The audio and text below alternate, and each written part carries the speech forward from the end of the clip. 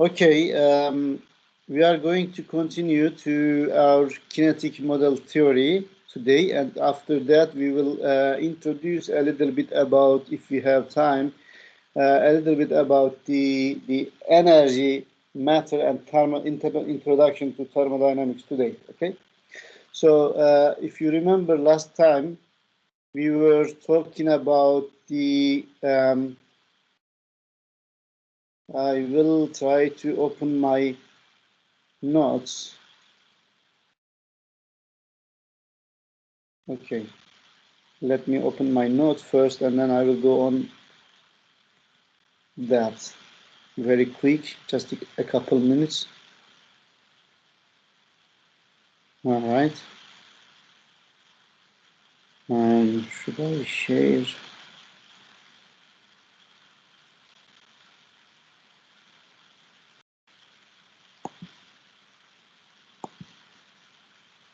Yes.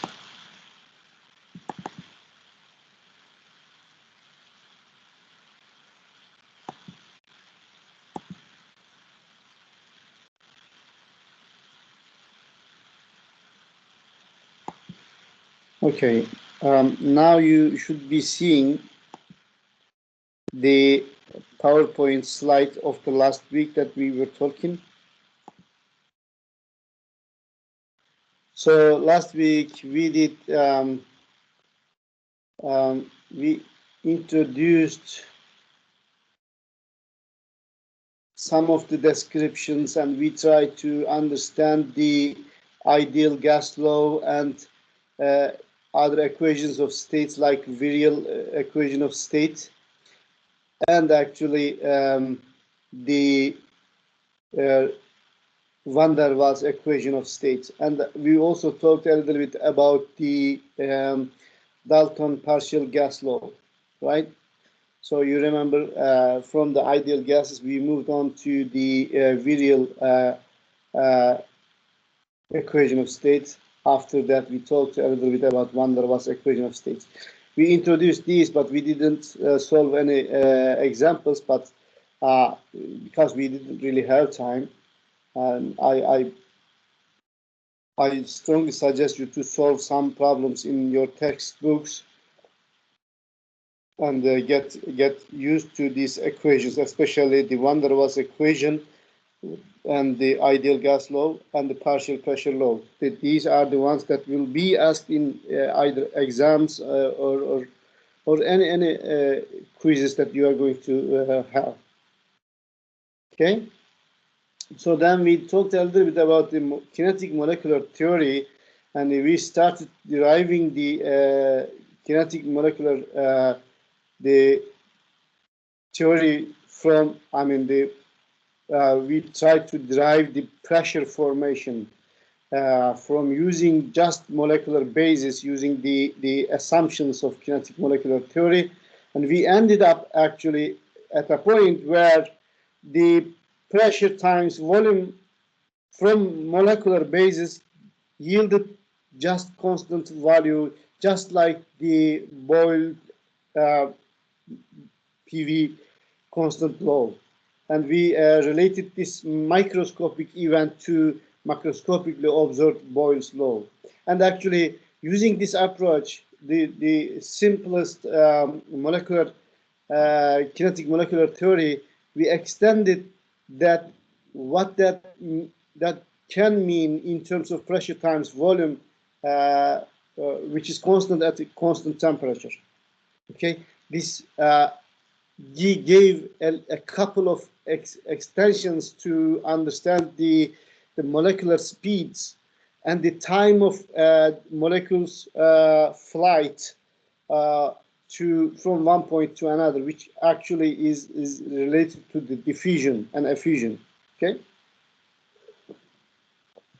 and we just gave a couple final equations that shows that using just kinetic molecular theory, we also proved that the kinetic energy is just a function of temperature, nothing else. And the temperature, we said, is related to the molecular speeds. Just from here you can see.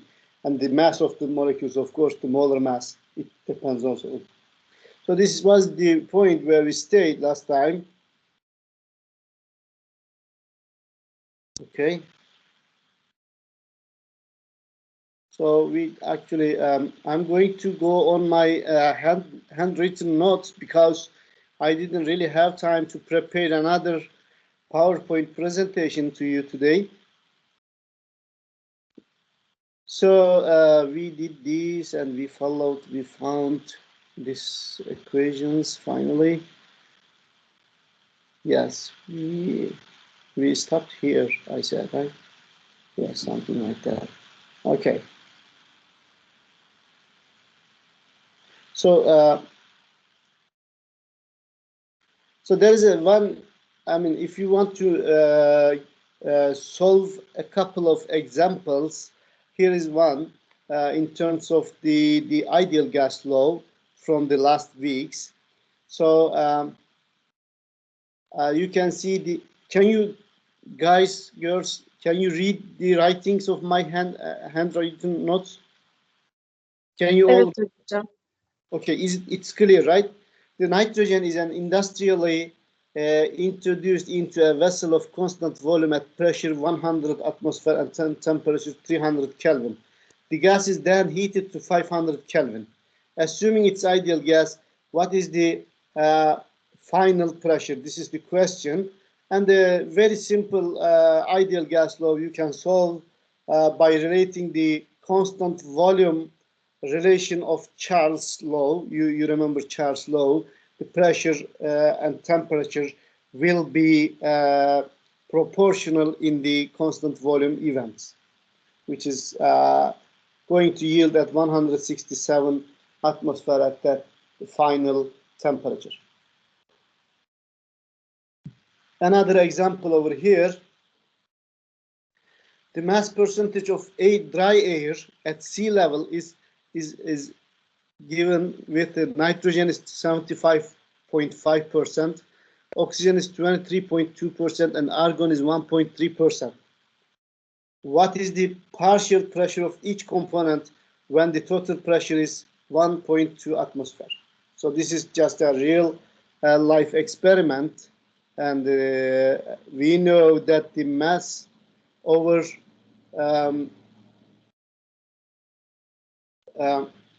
we can convert this percent of masses into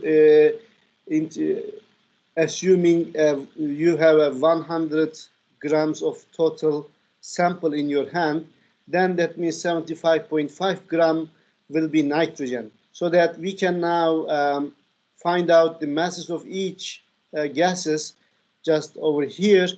Then we can convert these in terms of number of moles by just dividing their molecular masses, molar masses.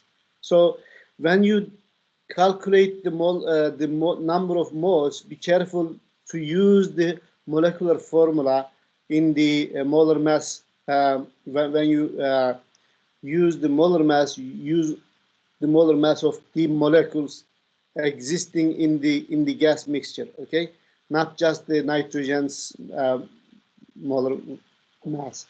So the nitrogen molecule has 2 nitrogen atoms, so it has 28 gram per mole for each mole of nitrogen gas. Okay, for oxygen it's the same. It is also 2 oxygen atoms exist, and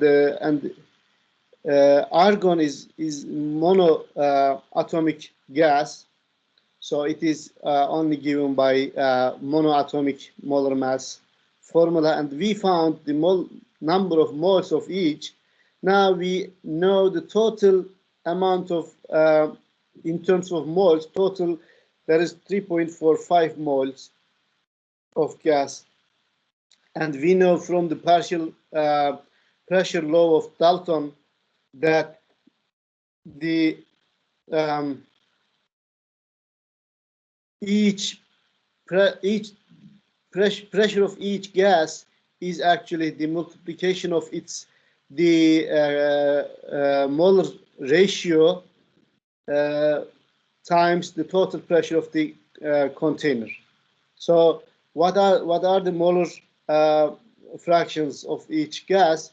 So we can actually calculate by dividing their mole number to total mole number of the gas mixture. So we find the molar fractions of each gas over here, and then we use this formula to convert what individual gases partially covers in this total 1.2 atmosphere of pressure. Okay, so this is going to be a very, I mean, these two examples are classical examples that you are going to be asked in your exams also. So okay, today we are going to talk a little bit about the derivation still of the Maxwell-Boltzmann distribution of speed using the kinetic molecular theory. Just like the last class, we derived the pressure times volume equation from kinetic molecular theory.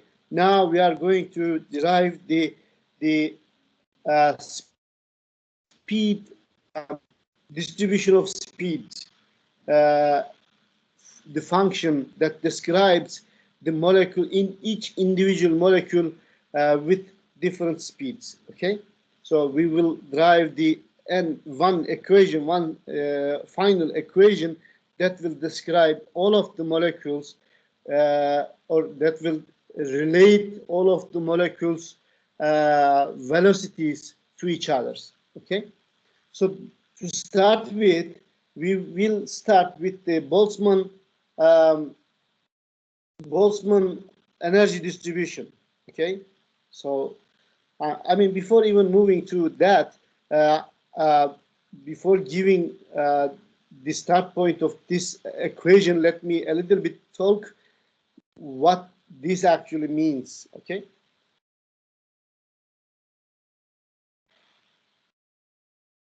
So okay, here is very nice point that we should actually be aware and actually read through. So okay, so for now we are going to come back to these pictures, and we will talk a lot about this when we come to energy point. But let's read this through very quick. The total number of molecules with a particular energy. Okay, actually the Boltzmann distribution gives the population of any energy state in terms of the energy of the state, okay, and the absolute temperature. So this is actually a very nice and very important equation in chemistry and physics, which relates the particles, any particles distribution all over the possible energy states, okay. So for example, if you have a lower temperature, you will have some particles over here at the bottom of the bottom state and energy state. Let's say there are a few in the upper one state, and there are very little in the third level, and no more particles left over for distribution of to the higher energy states. But when we increase the temperature, of course, the kinetic energy of the molecules will increase, and the total energy will increase, and the more particles will distribute to even greater energy level states. Okay, this is the basic idea, and the distribution of these molecules into these different states is actually given by this formula. Okay, this formula defines the distribution of particles over all allowed energy states. Okay, so let's now come to our hand notes and try to derive the function of velocities that is relating the particles velocity within within some temperature. Okay, so if this is the true, I mean, this sign shows over here it's proportional. The number of particles in ith state is given with the exponential of minus energy of this ith state over kT. Okay, if this is true, then we can convert this by an equation by using an proportionality constant. Let's call the proportionality constant a capital K. Okay, this is capital K. Don't mix with the little k over here, which is the Boltzmann constant. Over here, the k is the capital K, which is just the proportionality constant. Okay, to make this relation as an equation. To convert this into an equation, we put just a proportionality constant. Okay, if then the function of velocity is defined as is actually k times e to the minus energy over kT, and energy over here, okay, you remember we are using kinetic molecular theory, assuming that there is no potential energy. All of the energy is in terms of kinetic energy, okay? So then the energy has three components, actually, in terms of kinetic energy. It can be x direction, y direction, or z direction. So we can divide this epsilon energy into three parts, okay? Then the function becomes like this. When we plug this into equation, the function becomes 1 over 2 mv squared divided by kT. So actually, we can even separate these exponential terms by writing individual exponential terms of x, y, and z components. Now, let's assume that the k is also composed of x, y, and z components, and we also separated kx, ky, and kz, so that we ended up a formula that will actually give us, so f of vx, f of vy, and f of vz, that describes the final velocity function. So in each case, the velocity in each direction is given by this formula. Okay, this formula is also valid for v of y. Okay, in terms of y direction, and in terms of z direction, the same formulas with their components are exist. So now we just separated the molecule from 3 dimension to only 1 dimension. We just try to understand the function that describes the velocity of these particles, the function that describes their I mean, where they will be, what speed they will have at any instant time. Okay, so we, instead of having 3-dimensional box, we now have only 1 dimension, and we go from we use the only 1 dimension for now. Okay, so each molecule in any container will have any distance ranging from -infinity to infinity, right? So it has to be at some speed. It can be any speed. It can go to negative or positive sides, and it can have any value within -infinity to infinity. That means that probability of finding this particle at a speed from -infinity to infinity must be 1. I mean, the particle must be at some point in the infinite velocity time scale, velocity scale. Okay, so this is called normalization of a function in chemistry, and we say the total probability for the all of the possible probabilities, I mean combination of all probable places, should yield 1. Otherwise, the particle would be leaving the system. So we have to have the particle in our system so that it has some energy value that is given by this integral, which means from minus infinity to infinity, the particle's probability of finding is 1. Okay, so when we replace this equation in this integral, we do a little bit math using this just math rule. We convert this, we get an equation of in which the kx, the proportionality constant x, is given by mass over 2 pi kt square root of. And we also know that this part now, the equation becomes like this. In here, the m is mass, kt is the Boltzmann constant time temperature, and v is the velocity at x direction. Okay.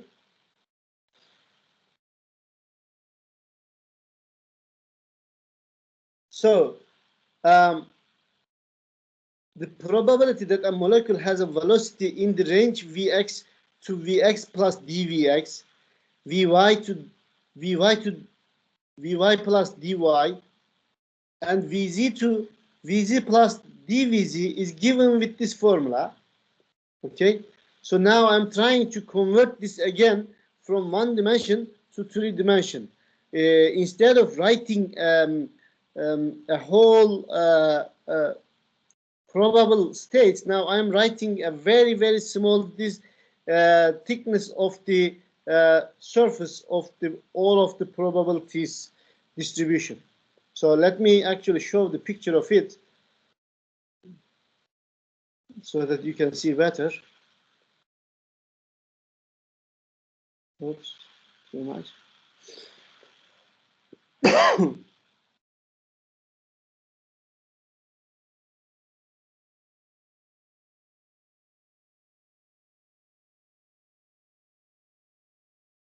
Okay.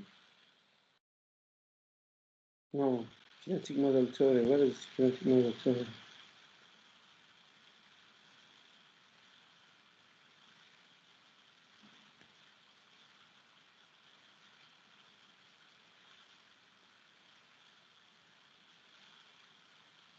Okay, let's look at this picture over here.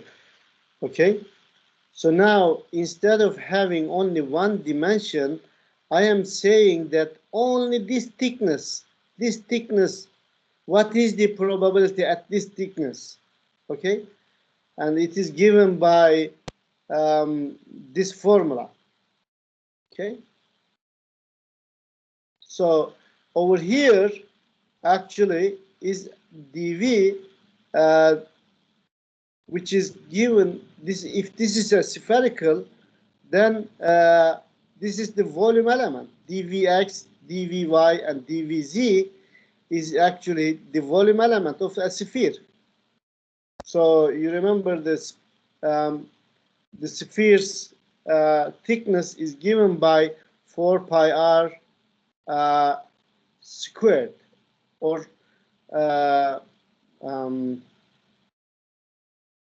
4 divided by 3 pi r cube is the volume element, and when you take the derivation of it, it will give 4 pi r squared.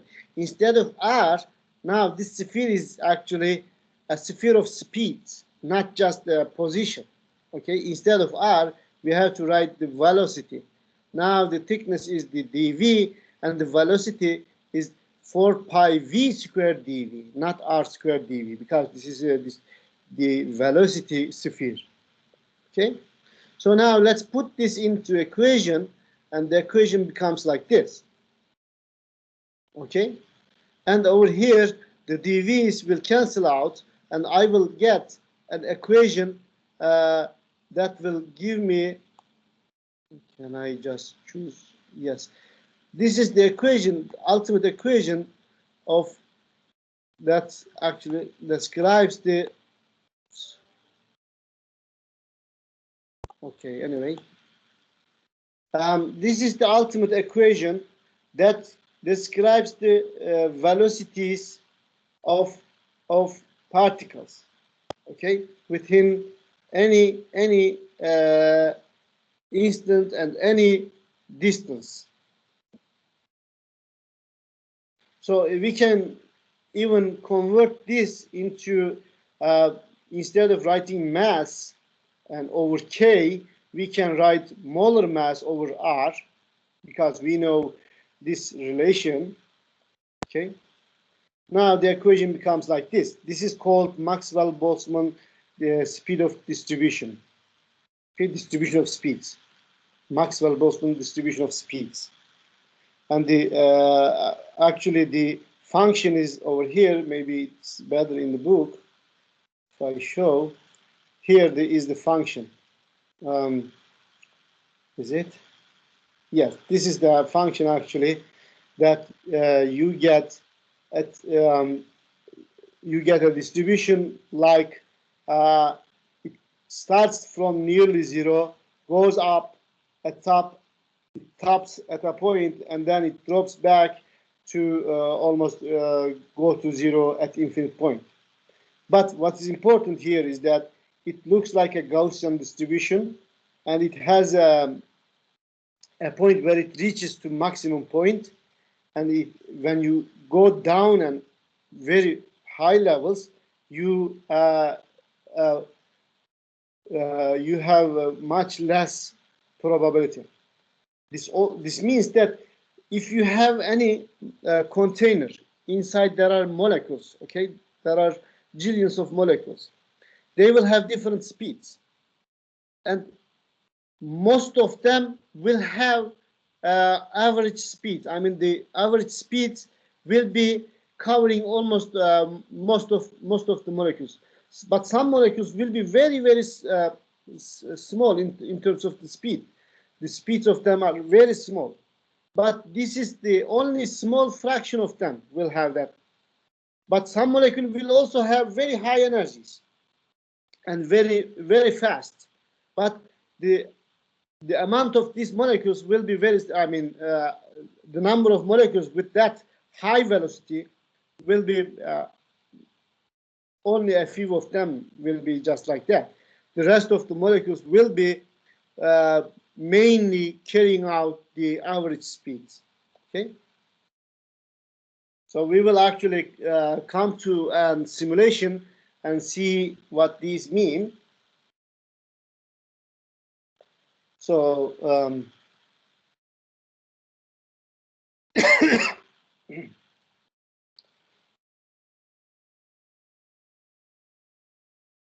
so we can generalize this. I mean, we can use this math formula to get any speed-related speed-related measurements that we want. I mean, using this general formula now that has a function of speed, and we can extract any information that we want.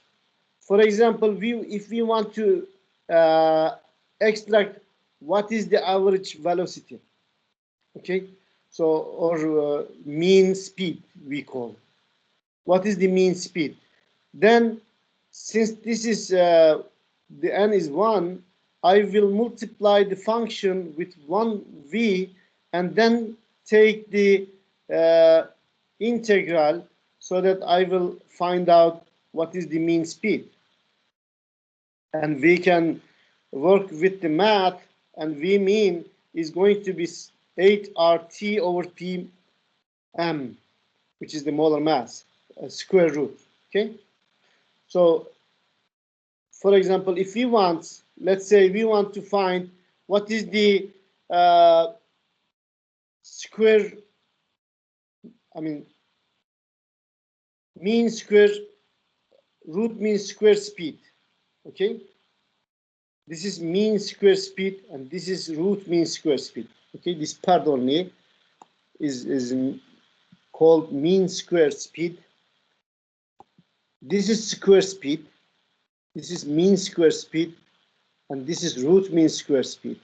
Okay, so we would like to find root mean square speed, so that we have to multiply by 2, the exponent 2 in the v term, and we put the f function again from the general function we found. Now, using this formula, we use math, and we ended up with 3RT over m square root, which is actually what we had found earlier using from kinetical molecular theory, and using just Boyle's law of PV equals to nRT, right? Using that simple approach, we had found this relation, but now we are totally using statistical terms to find out this result. Okay. We can also, if we want, we can also find the most probable speed. The most probable speed means that the maximum point at that graph, which is given by the first derivative equalized to 0, yields the maximum point. So we can work through the math again and find out the most probable speed will be 2RT over m square root. Or we can write this in the other expression related to the root mean square speed, which is only square root of 3 over 3/3 of the 3/3, yes. And we can also relate this to mean relative speed, okay? So which is actually given by this. Okay, let me show you on the graph so that you can understand better. So, okay, this top point over here is the most probable speed, okay? Top point. The average speed, the collection of all speeds and averaging them, okay? Which is called mean speed, okay? And over here, oops, mean relative speed. Yes, over here it's already written so that we can see better now. So VRMS is given by this formula, and the V mean is given by this formula, and V most probable is given with this formula. Okay, so the relative speed is also given, can be also given with this formula, can derive from the same equation. Okay, before moving into calculating an example, let me show you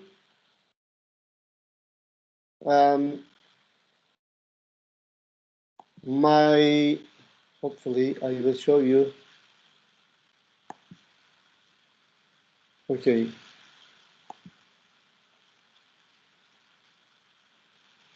Okay, what do you see?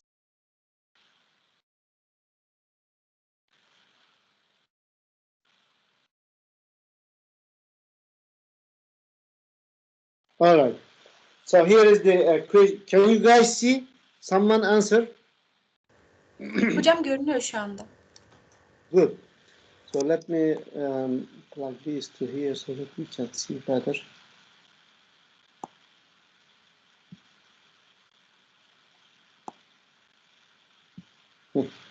All right. So for example, if we have a molecule that has temperature 300, okay, and that has only 4 gram per mole, what is the which molecule has 4 gram per mole of molar mass? Do you know? 4 gram per mole. Which molecule has 4 gram per mole of molar mass?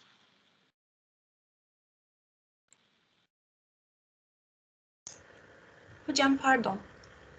Yazılar birazcık okunaksız görünüyor da. I am asking a questions, ladies and gentlemen. And I'm asking that which molecule has 4 gram per mole of mass. Let me zoom it a little bit so that Hocam H2 değil mi? Ha? Arkadaşlar hangi molekül 4 gram bölü molar ağırlığa sahip? Hangi molekül? Hocam H2 olabilir mi? H2 kaç gram per mol? Her hidrojen 1 gramsa 2 hidrojen 2 gram bölü mol. Periodic table'da arkadaşlar bakarsanız helyum atomu. Helyum atomu 4 gram bölü mol. Tamam mı? Yani buradaki küçük molekülümüz helyummuş. Büyük molekülümüz de 40. Büyük molekülümüz de argon. Argonda 40 gram per mol. Şimdi bu ikisinin we are going to use the same formula that we derived and we graph them together in this in my graph program. Can you see now? Okay. So if we derive them, if we just graph them at 500, both of them will be 500, for example. So this one is yes, the blues are the ones with the heavier molecule, right? The blues are G function using the heavier mass. The reds are using smaller mass, okay? And actually, smaller mass means, yes, 4 gram per mole. The larger mass means 40 gram per mole. So the distribution will be like this, okay? So if we look at only 300 Kelvin, okay, the solid lines represent the 300 Kelvin for each of them. So as you see, the smaller molecule will have lower distribution, right? The smaller molecules will have a very narrow distribution, whereas the larger molecules will have very wide distribution, broad distribution, okay? And if we increase temperature, what happens?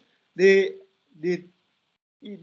peaks gets even broader if we increase the temperature, okay?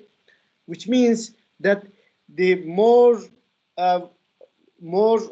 probable speeds will be achieved. I mean, now it was like this, for example, only some fraction will have average, and most of them will have a most of them will be in this period, and only small fraction will be very high speed and very low speed. Now, when I increase temperature, I see that this gets broader, which means that the larger speeds get more probable. Okay, larger speeds of molecules get more probable.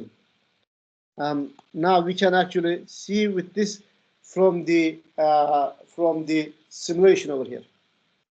So if I have, okay, let's say heavy spaces with argon, which is 40 molar mass of 40, and let's have light species with molar mass of 4 gram.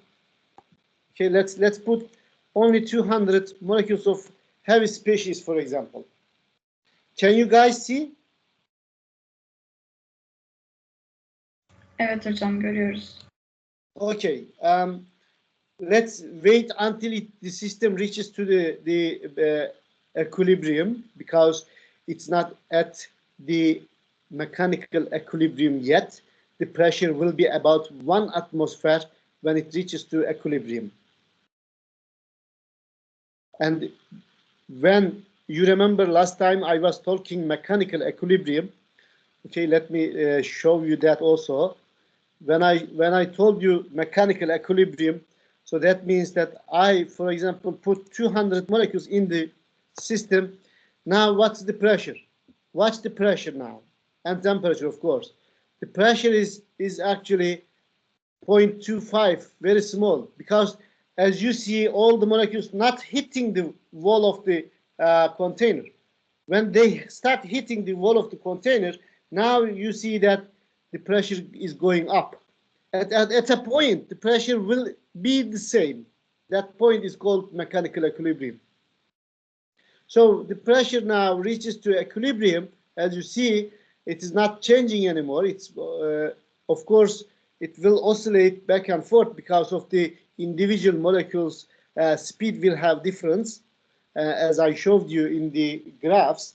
So you can see the distribution over here actually. Okay. Let's look at the distribution, kinetic energy distribution that I draw from MathCAD over here. Okay. So let me bring this to here. Let me zoom it out.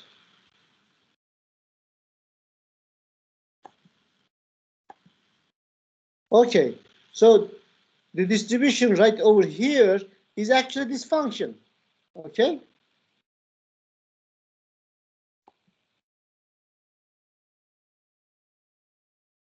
So let's put actually, and the average speed, as you see, we can calculate from this. You remember we calculated from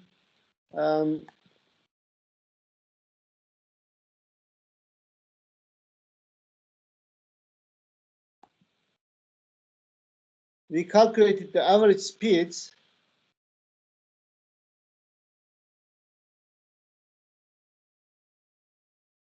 like this. Okay, we can calculate the average speed and the root mean square speeds using the same.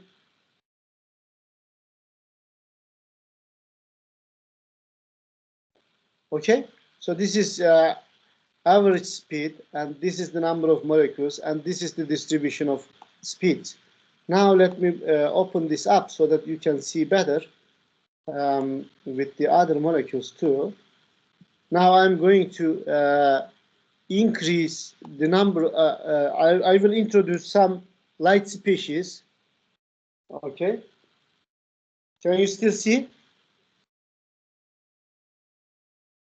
So, okay, now the light species will have the average speed 1.1 meters per second, but the larger molecules will have only 400 meter per second. So this is almost almost 2 to 3 times more than the higher molecules. So as you see from the picture over here, so the smaller particles will of course have larger speeds so that their kinetic energies will become the same. Okay, the kinetic energies will be the same, but the speed of individual molecules will be more in the case of light species. Okay, as you see the molecular speeds,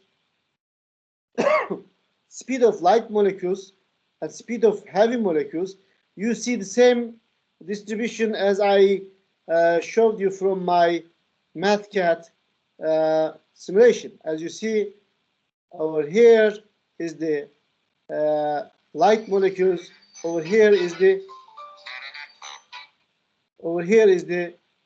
heavy molecules. Okay, the light molecules will have higher velocities, of course, and will be distributed more, but heavy molecules will have less velocities, and they distribute into a less smaller range. Okay, and actually we can see, we can measure the pressure at any point. It's going to be the same, and this is going to this shows us the pressure velocity relation, as well as the kinetic energy and each molecular speeds. Okay, so from here some molecules will be very fast, Some molecules will be very small, but most of the molecules will be nearly average speeds. Okay, these distributions tells us this.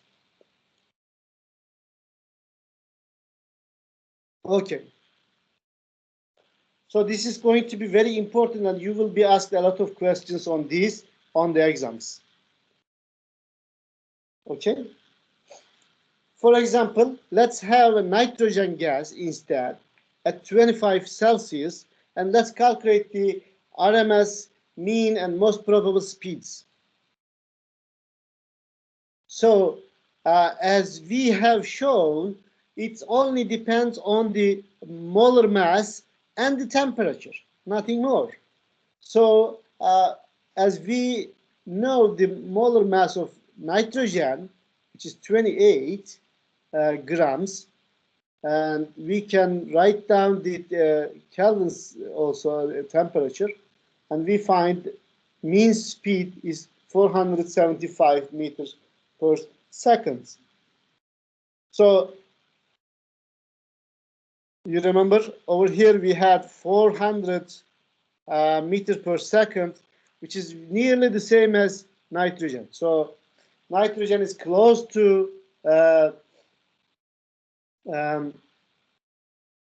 argon speed because their masses are very close actually. Okay.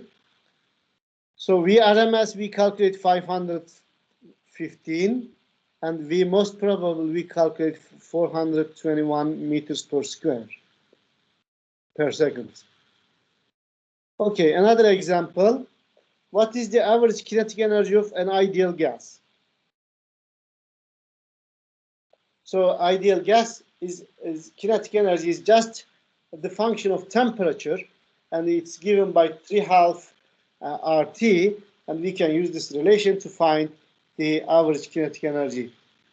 As you see, I don't need to mention what gas, what kind of gas I'm talking about, because if it is an ideal gas, they must be all the same. Okay? As far as it's an ideal gas, what I care is only the temperature. So using this temperature relation, I can find the average kinetic energies that actually we were. Is it showing? Yes, average kinetic energy over here. So, okay. So unfortunately, it doesn't print the average kinetic energy in terms of numerical value, but you can see the function over here. Okay. This is the kinetic energy function. All right. So we can actually also look at this formula to prove that the average kinetic energy, what is the kinetic energy is formula 1/2 mv squared, right? And I know the v is given with this formula, and when I simplify it, when I work the math, I get 3/2 RT.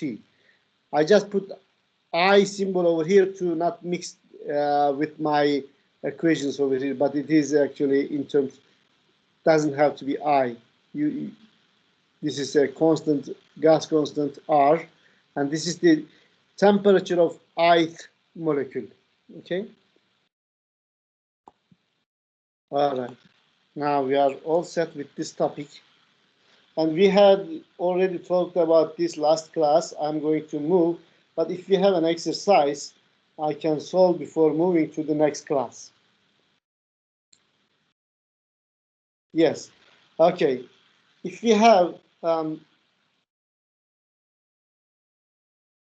standard volume, molar volume of 0.416 liters per mole for a perfect gas at 500 Kelvin and 100 bar, for carbon dioxide,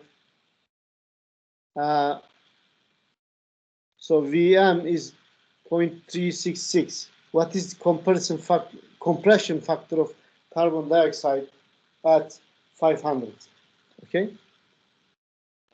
So for an ideal gas, this is the standard volume it has to have, but since carbon dioxide is a real gas, its volume is different than the ideal gas volume.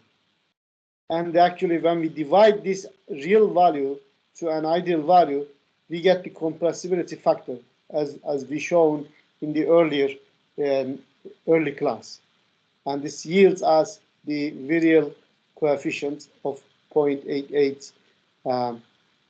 And that shows that this is less than 1, and this is attractive forces dominate. Okay. We had also talked about this virial coefficients. There is another example over here. I mean, we can definitely solve, but let me stop it over here. Okay, for now, I will stop here. I will give 5 minutes of break. After that, we will continue. Okay, or let's give 10 minutes of break. At 10:40, we will start.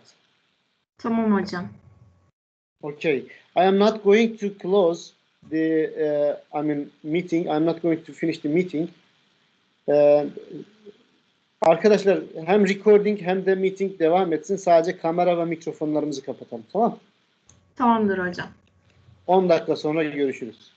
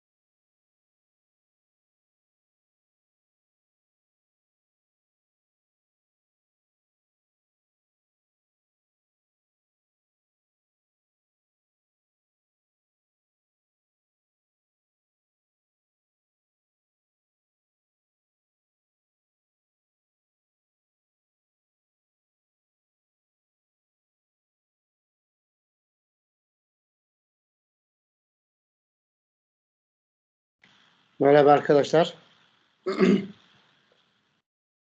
Geldi mi herkes? Evet hocam buradayız. Harika. Evet, şu anda benim ekranımı zaten görüyorsunuz galiba.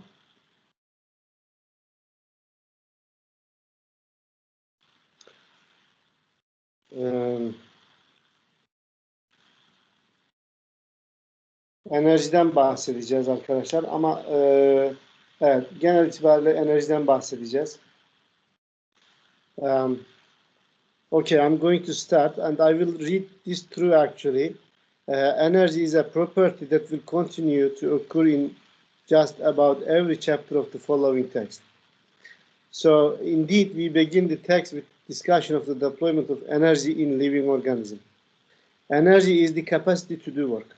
What is the energy definition? Capacity to do work. Okay. Work is the process. These are the technical terms, jargons that we should actually be aware. Work is the process of moving against an opposing force. So energy is capacity of work. Energy and work is the same, but the work is work is the process of moving against an opposing force. A fully wound spring can do more work than half wound spring. So a hot object has the potential for doing more work than the same object in its cool level has a high energy. Anyways, so what's important over here is that according to Newton's second law, this is actually I showed you in the class, I believe. Force is mass times acceleration, right?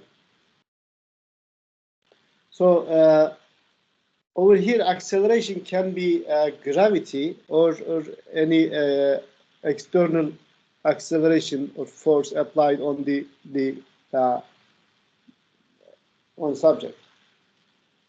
And the description now is becoming force is equals to mass times acceleration, and force times distance is given by actually the work. Okay, the work is defined force times distance, and the distance, the force is actually is with this unit I showed you earlier in the class. So there are two types of energy. Okay, so I don't know whether I should talk. Okay, anyway, let's talk about the varieties of energies. Okay, there are two types of energy. Energy of matter and energy of radiation. Okay, and energy of matter, the particles, let's say, energy of particle and energy of wave, let's say. The particles energies come from two different, or can be in two different forms.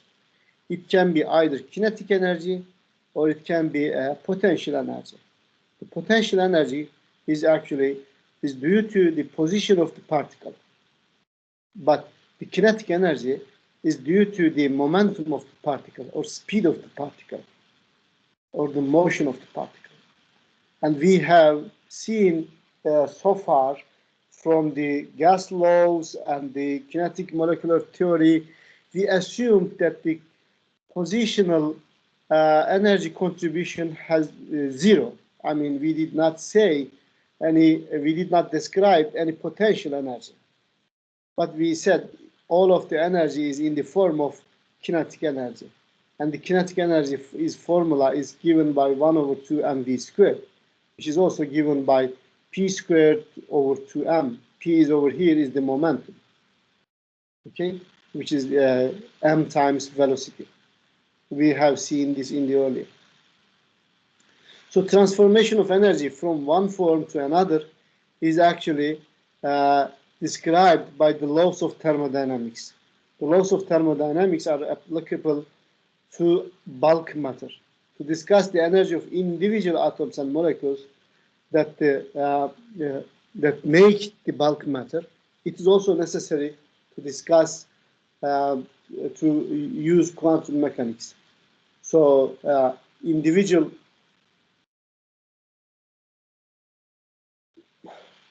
Okay. So you remember kinetic molecular theory? We have defined the kinetic energy term of individual particles at microscopic level, but it is still a classical approach, and it does not involve any detailed information about the particles formation. For example, the electrons, protons, etc. It only discusses that the particles move randomly, and they do actually have individual velocities that are distributed randomly in a Gaussian population or Boltzmann distribution. And we defined the kinetic molecular theory only in terms of the velocities of the particles.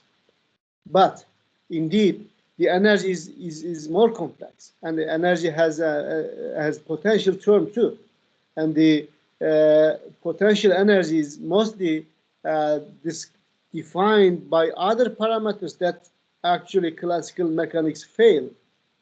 So instead, we use quantum mechanics to explain the accurate microscopic energy terms that actually build up the bulk matter, which is what we observe as macroscopic measurements. Okay, so according to the quantum mechanics, energy associated with the motion of a particle is actually quantized instead of having a random and continuous motion. The motion is actually quantized. It comes with pulses, okay? It means that it can take certain values. So that means that as according to classical mechanics, the kinetic molecular theory, the molecules can have any number of velocities, right? And if you change the velocity accordingly, you also change the energy. And it did not have the potential energy, so we had the total energy of the system that can have any value ranging from -infinity to +infinity, which is actually wrong. And quantum mechanics says the energy cannot be just any arbitrary number. The energy has to be quantized. Energy can be some distinct values, okay? We will understand this by actually looking at the book's cover over here better. So, okay.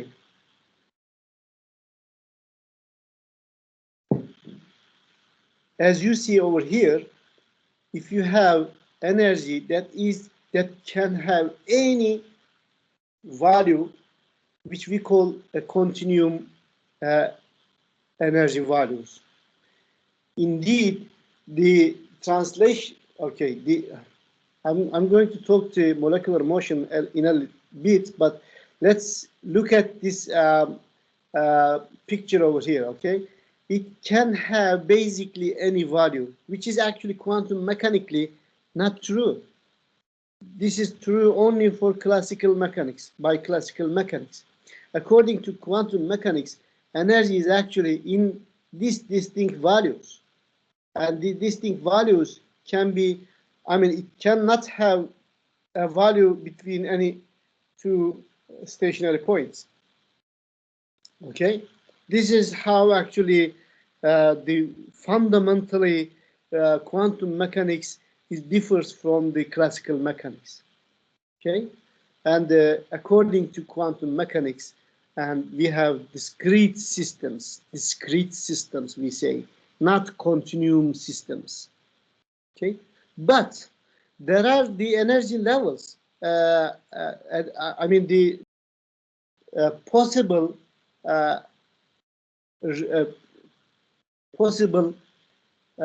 causes for the energy that can have very small difference, so that you don't really see the difference, the quantized difference. That's what we call, we assume it's almost continuum. Okay, when we look at the when we read this through, So there can be 3 different kinds of motion, okay, in any molecule. So we are still trying to understand the energy of the system. But energy we divide into 2 parts, okay, potential energy and kinetic energy terms of the matter, not the radiation. Okay, we have also radiational energy. We separated this. Now we are talking about the particles energy, and the particles energy can have from 2 sources or 2 forms, in 2 forms, kinetic energy and potential energy. The potential energy can be from position, we said, right? The positional energy, we said. And the kinetic energy is caused by the momentum of the momentum. And how the momentum is formed, what is the driving force behind the formation of momentum, or what is the momentum? Momentum has actually 3 different components too. One of them is actually motion. So the molecule, if you have a molecule,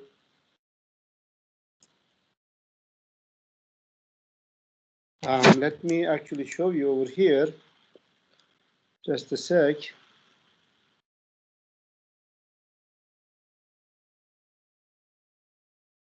Okay.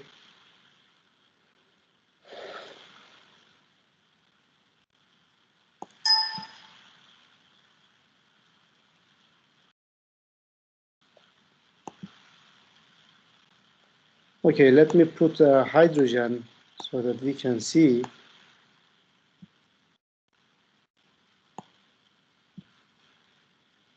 Can you guys see? Evet hocam.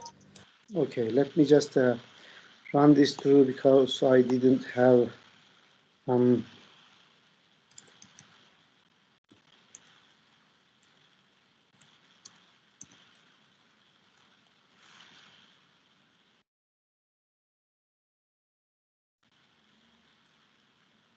okay.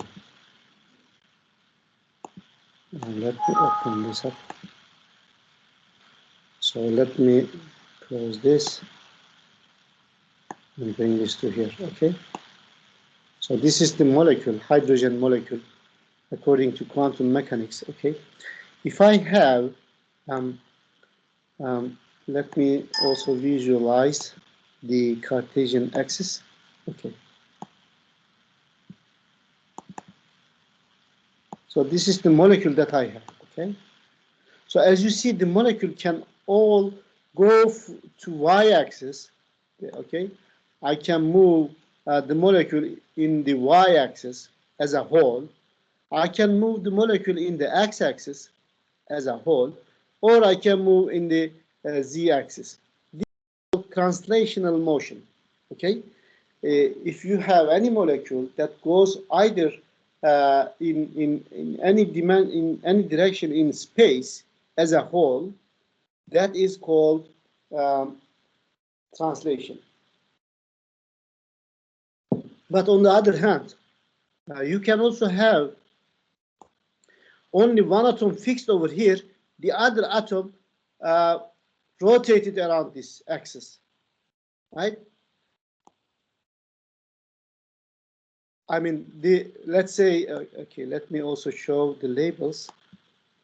Okay, I can fix the number, I can fix 1 and rotate 2 around this axis, or I can fix 1 still, but rotate in the other axis, right?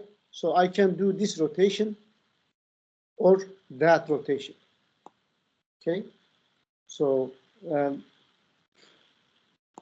let me actually, if I can do, let me try to do for you.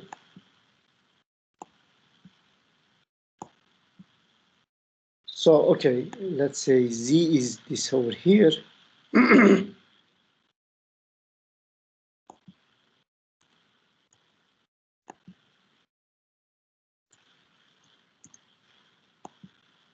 Okay, let's say you have a molecule like this, and this is the origin.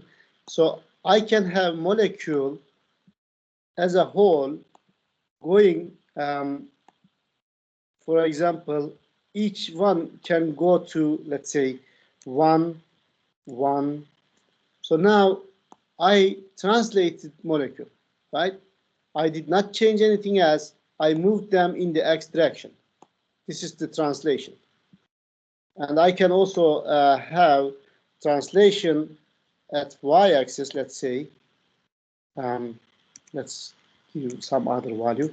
So I translated on y-axis now, right? This is also another motion. I can also have translation at z-axis.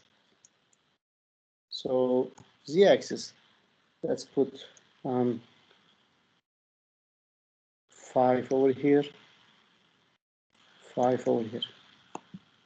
Okay, I still translate it at z-axis now. So the molecule can be, this motion is called translational motion. Okay, so one of the components of the kinetic energy is this motion actually. Okay, another, let's bring it back to original point.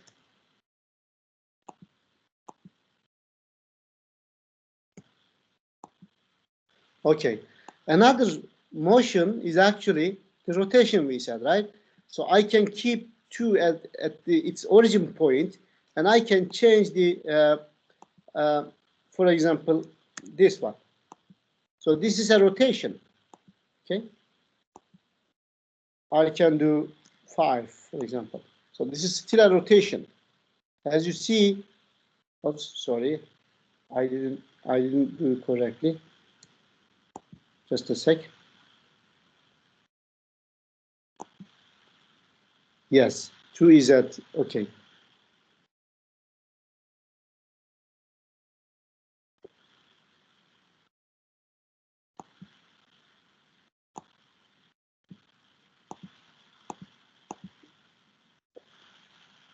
Okay, 1 is going to be at x. 1 is going to be at x, at sample at x.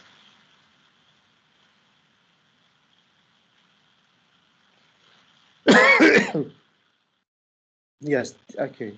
Let me put that correctly. Now I did rotation.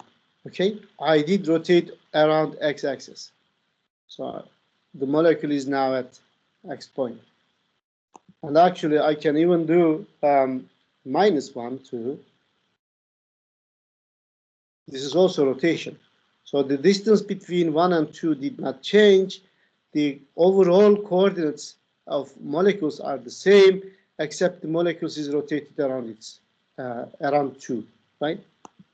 So this is actually an example to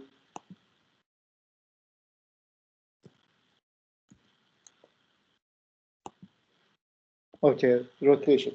Now let's also look at the translation.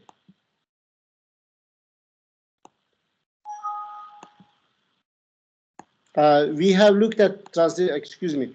We have looked at the translation. We have looked at the rotation, and there is also vibration. Let me view the Cartesian axis again, and let me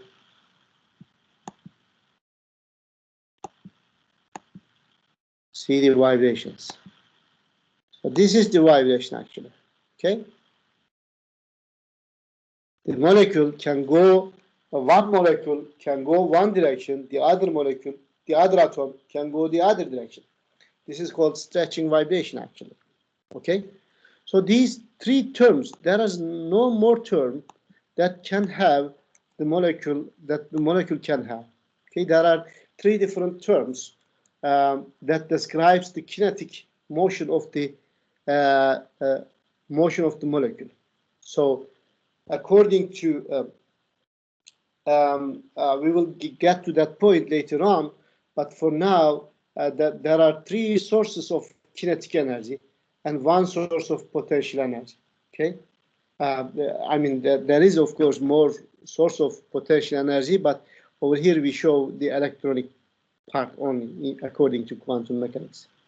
So from this, we know that the kinetic energy has three different components: vibration, rotation, and translation. And vibration is actually almost 100 times more than rotation. More energy is more than, and the rotation's energy is almost 100 times more than the translation. Okay, so for a molecule, if you have very small, and if you apply very small amount of energy to a molecule, it will first translate. After that, when you increase the energy, according to classical mechanics, you can do anything, but according to quantum mechanics, it will do whatever it is going to do until you reach a point where it becomes you excite another motion. For example, it will stay the same, or it will translate in X, Y, and Z direction when you give very small amount of energy. But when you increase energy up to a point, until that point, you're not going to change. But after that point, after reaching a point, the molecule will also start rotating around. Okay. After reaching that, you still increase the energy, and you see almost no change until some point. But when it comes to a point, you start molecule vibrating. Okay, and all of these are actually is energetically in order.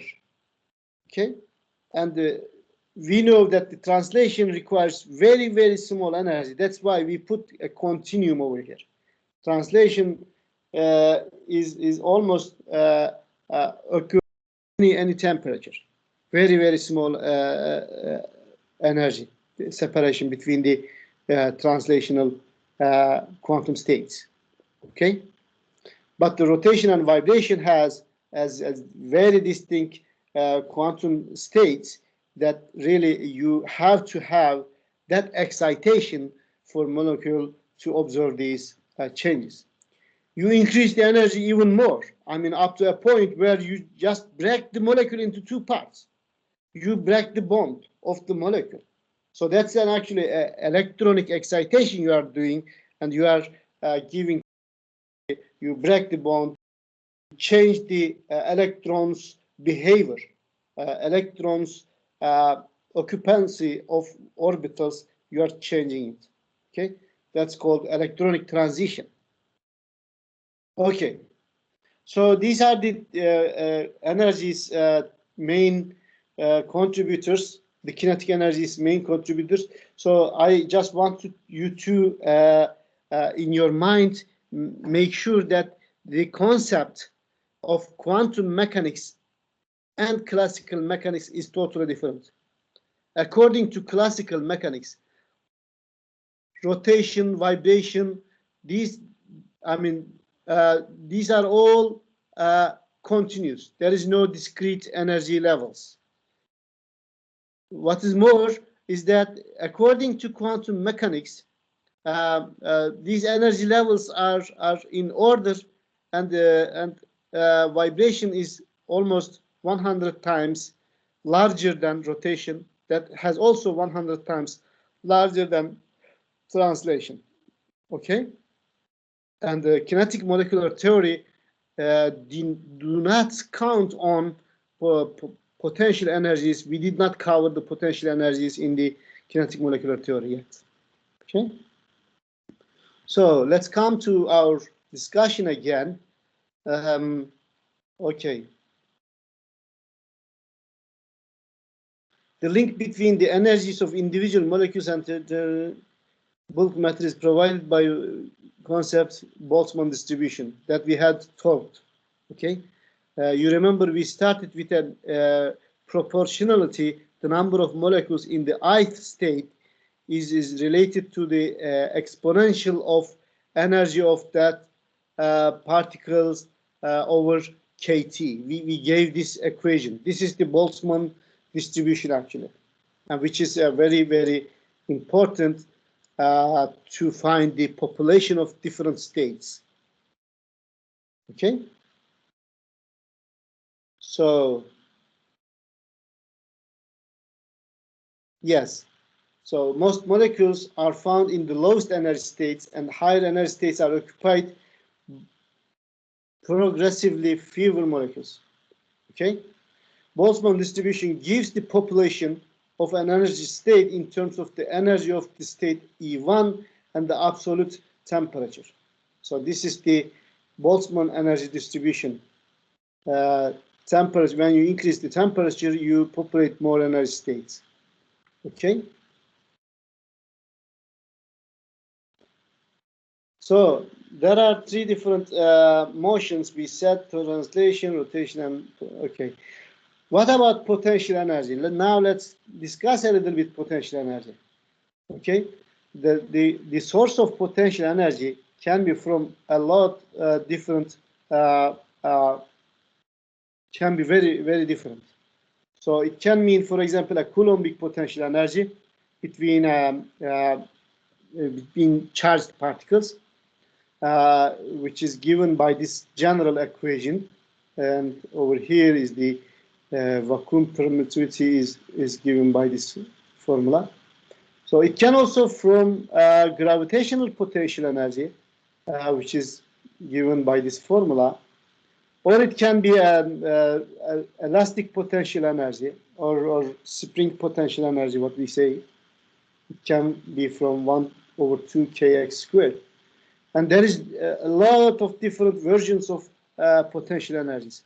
But in kinetic energy, we have only three different motions. But in potential energy, we can have a lot of different sources of potential energy. That's why there is no universal expression that can be given, because it depends on the type of the force. Okay, it depends, all of the potential energy, it depends on the type of the force that you are applying. So we also need to understand the just basic concepts of having the energy due to not matter, but instead wave, radiation. Okay, energy can be present in the absence of matter. I mean, you don't have to have a matter in order to have energy. Massless, massless um, uh, bodies will also have, may also have energy. One example is the light, actually. Okay, in the form of electromagnetic radiation, a wave of electronic and magnetic fields traveling at the speed of light. The wave is characterized by its amplitude, wavelength, and frequency. Actually, I have a nice cover over here, I thought. Yes, potential energy, total energy, we said. Okay, here is the energy may be present in the absence of matter in the form of electromagnetic radiation, a wave of electric and magnetic field traveling through a vacuum. The wave is characterized by its amplitude, frequency, and wavelength. The amplitude of the wave is the maximum displacement. Okay, this is the height of the or phase of the wave is called amplitude. Is the maximum displacement. The perceived intensity of the wave is proportional to the square of the amplitude. Okay, so the intensity of the wave is proportional to square of this distance. The frequency nu is a measure of rate at which the field goes through a complete cycle of orientations. So the rate at which the field goes through a complete cycle. Yeah. Let's look at this. This is a periodic motion. Okay, this repeats at every some rate. That rate is called actually frequency. Okay, so this is continuing all over, and the frequency is the time that is required for a complete cycle. Okay. A psi unit of the frequency, which corresponds to 1 cycle per second, is given by hertz. The wavelength is the distance between neighboring peaks of the wave. I mean, the lambda, the wavelength, is the distance between any two consecutive points, two points that are occurring from periodicity. Okay, for example, you take from the top of the wave to the top of the wave. So since this is the periodic image of the other one, and it will be always the same for a uniform wave, so this is the wavelength. You can also measure from bottom to here, which is going to be the same. Okay, at any 2 points that will have the same periodic properties is called wavelength.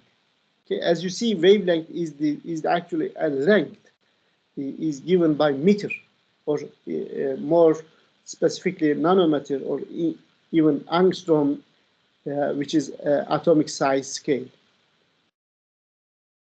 So, and the lambda times nu gives the speed of the light.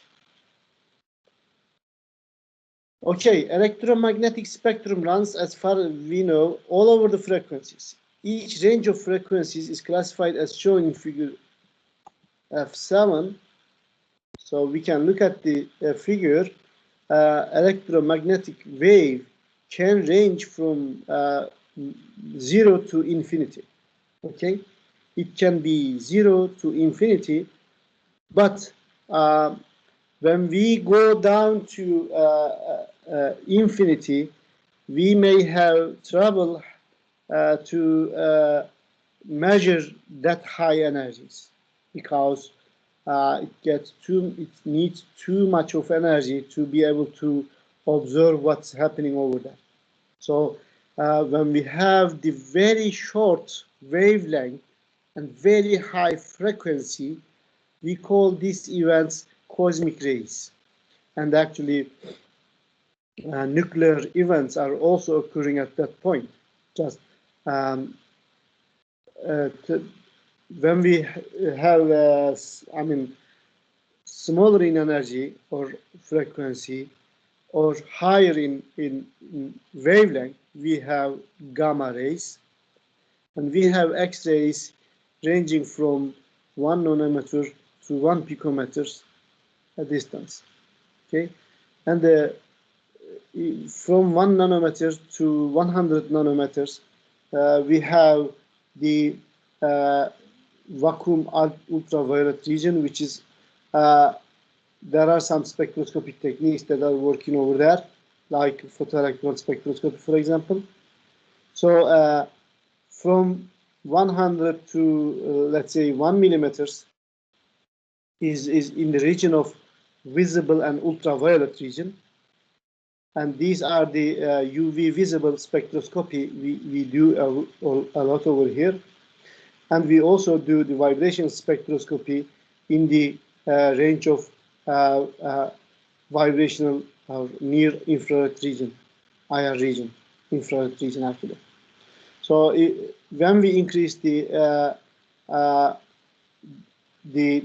wavelength, we get infrared region. So this is actually the Wi-Fi signals that we are having today.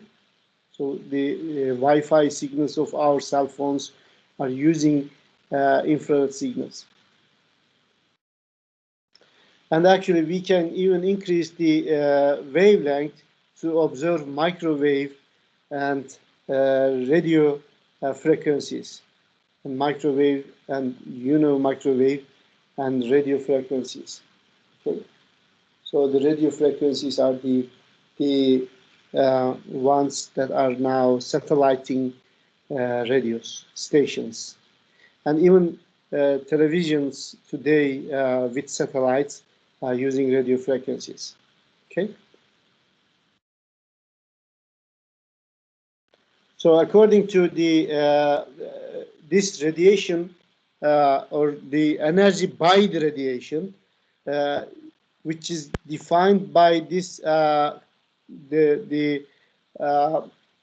fundamental equation of quantum mechanics, which is the energy of a single photon, is given by h nu.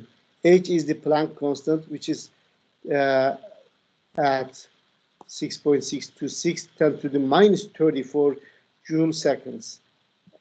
And nu is the frequency of the radiation, okay, that we have discussed over here.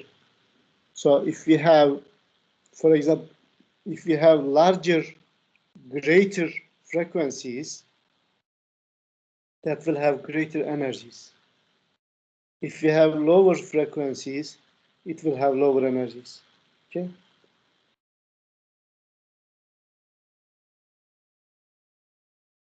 So, okay, this is discussing Boltzmann distribution we have already told. Anyways, what is the time? Okay.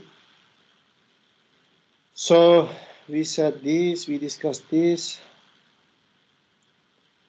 Okay, we can stop over here for a couple of 10 minutes, let's say again, okay? After that, we will start again to discuss the thermodynamics first law. Actually, I don't know whether we should stop over here or not. Can we vote? Okay, raise your hands if you want to stop over here.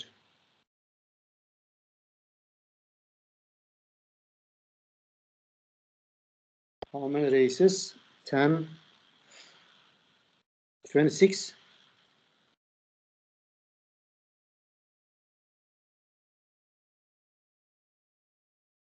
Okay. Okay, most of them don't want to, I mean, most of you want to continue, I believe. Arkadaşlar çoğunuz devam etmek istiyor galiba. O zaman devam edelim isterseniz. 10 dakika sonra, tamam mı? Burada bırakmayalım. Burada sadece 10 kişi, evet, burada bırakmayı kabul etti. Tamam.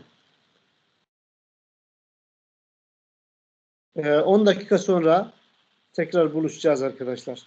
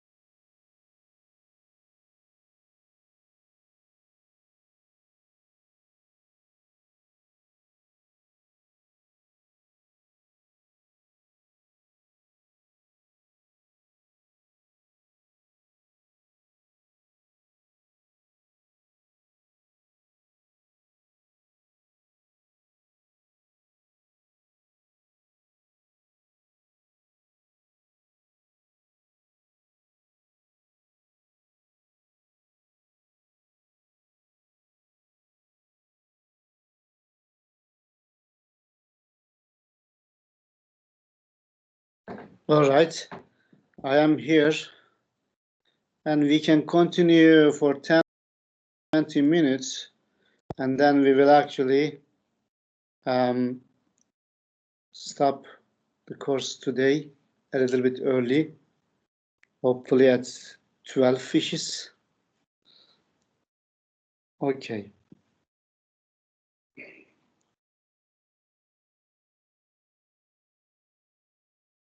So I will share my screen again.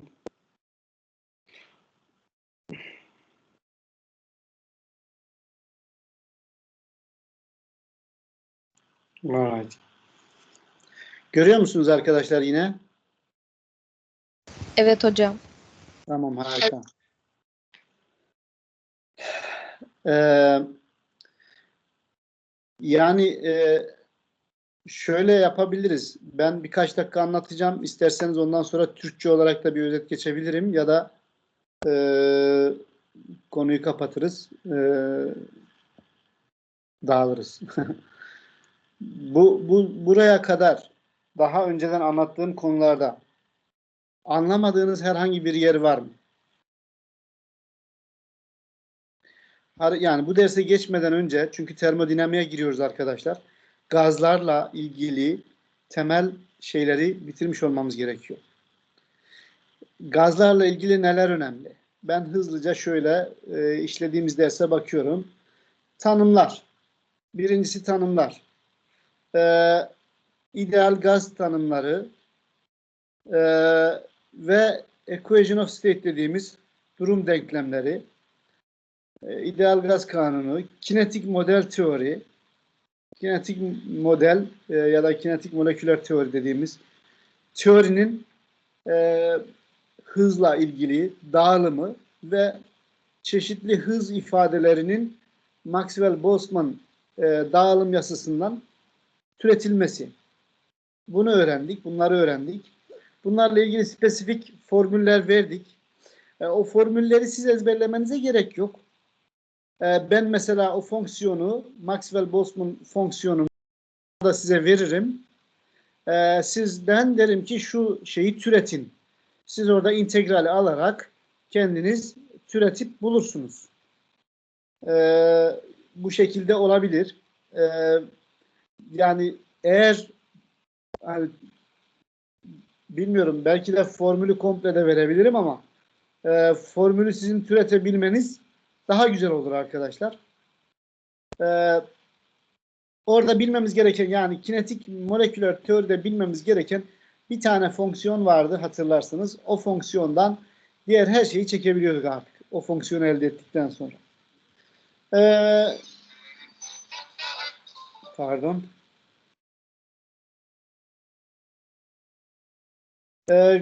Gerçek gazlar, yani ideal gazları zaten biliyoruz.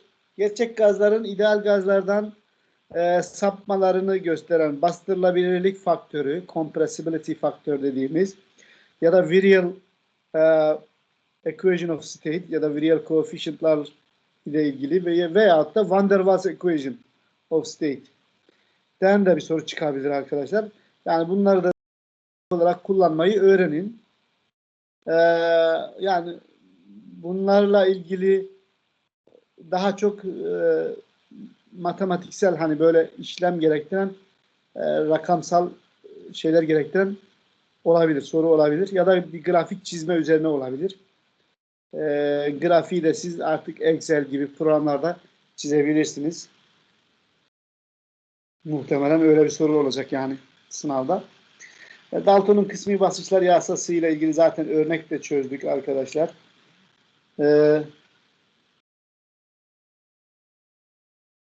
Bir saniyenizi alacağım arkadaşlar. Bir saniye durdurmamız gerekiyor. Acil bir durum var.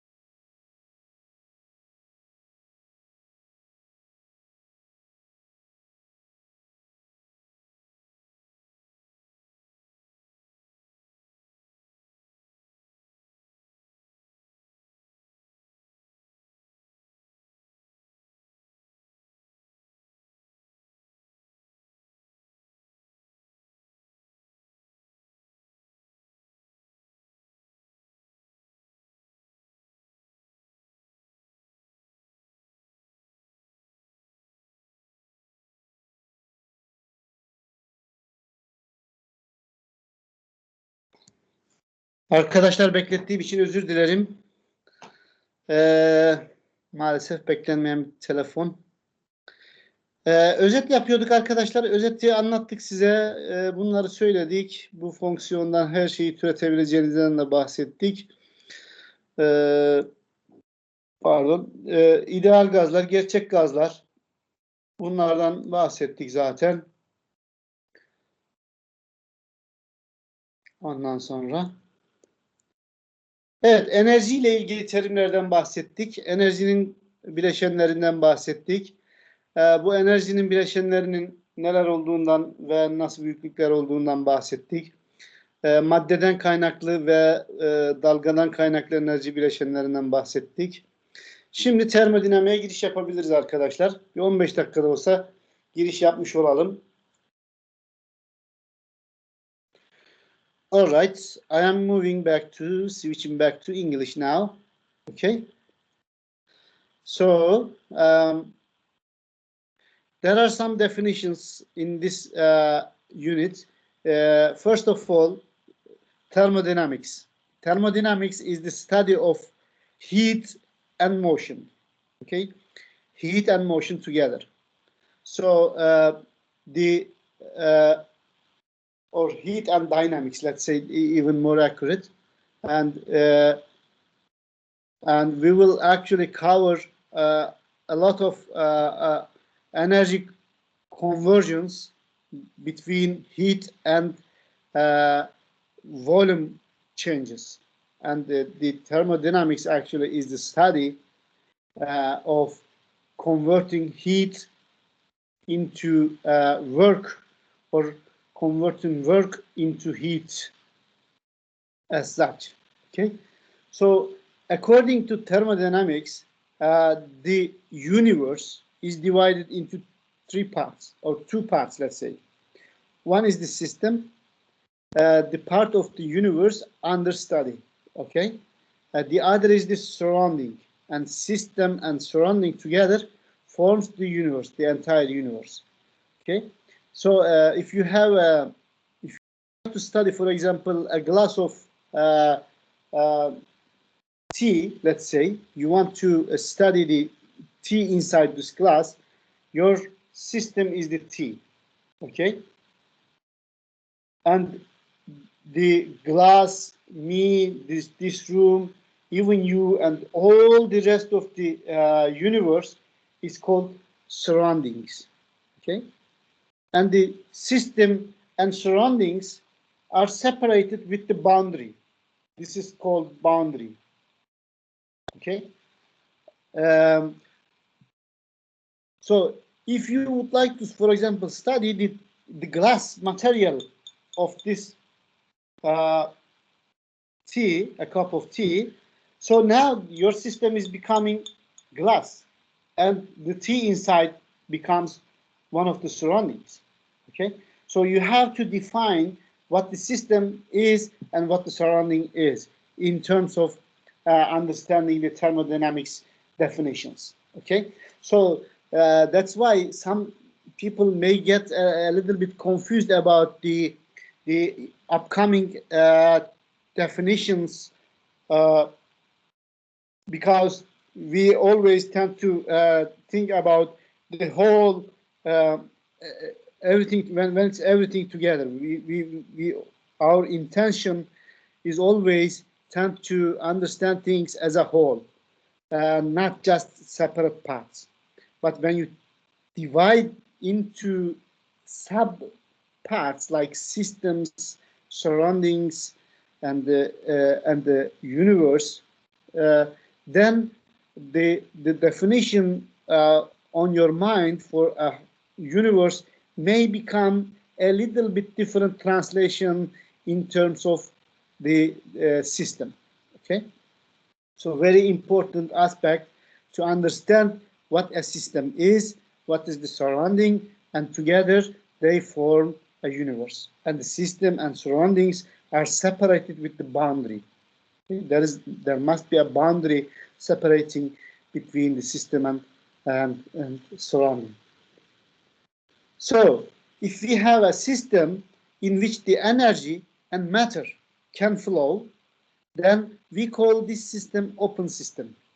Okay, the matter and energy can flow from either from system to surrounding or surrounding to system. Doesn't really matter. We call this an open system. For example, I have a glass of tea right now. I can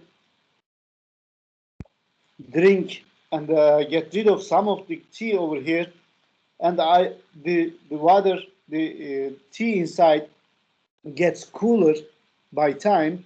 That means I have an open system over here. Okay, this is an open system. If we have no matter flow, matter does not flow, but heat flows, then this system is called closed system. Okay, in closed system, matter cannot flow, but the heat can, either from system to surrounding or surrounding to system. Doesn't really matter. These systems are called closed systems. If you have an isolated system, isolated systems, now no matter and heat can flow. Okay, there is no matter flow, and I mean it doesn't go in and or out, and no heat going in or out. That's called isolated system. Okay. So according to thermodynamics, the work and the first law of the thermodynamics, work and heat are the main two components. There are only, these are the sole components of the energy. I mean, the energy can come from either work or heat, nothing more. And according to the first law, the energy actually is formed between these two, but the work and heat can change or can exchange energies. I mean, you can have work converted to heat or heat converted to work. Okay, so the energy can be exchanged between the closed system and surrounding by doing work or heating. So work is actually size-dependent motion. And, heating is the temperature changing.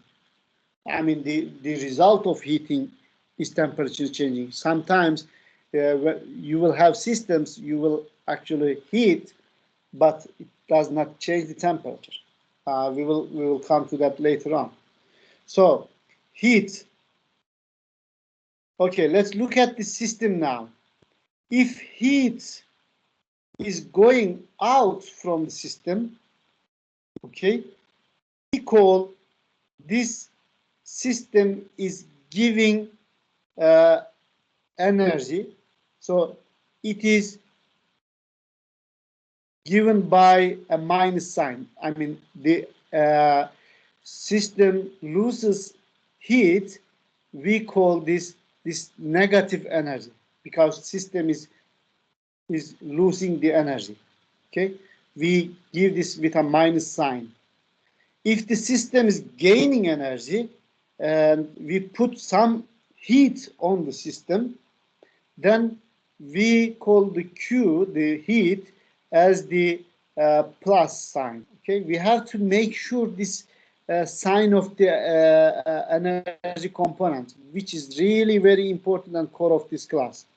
Okay, if heat is given by the system to the surroundings, then this system is called exothermic system. If the heat is taken by the system from the surroundings, then we call this endothermic process. Okay, most of the reactions are like combustions are exothermic processes, and when you have reaction like this, for example, from glucose, you produce heat. Okay, this is actually the heat the system is giving to surroundings. Okay, so when you have system giving heat to surroundings, system will lose its energy, heat energy. So system may get colder. Okay. Work. What about work? Let's look at the work. So work is normally defined by F times X. This is the spring force times the distance that you move. So instead of force and X, now we can redefine the work in terms of pressure and volume. Okay. If we look at the work on a spring, we give is with this formula, and we get this formula. So work is the area between the force and X on this table, on this graph. Okay, and you can look at the force applying on the spring, and when you increase the distance, you do work. Okay, work is produced. Okay, so for gravitational force, we can also have mgh as a force, as a energy, work. I mean, okay.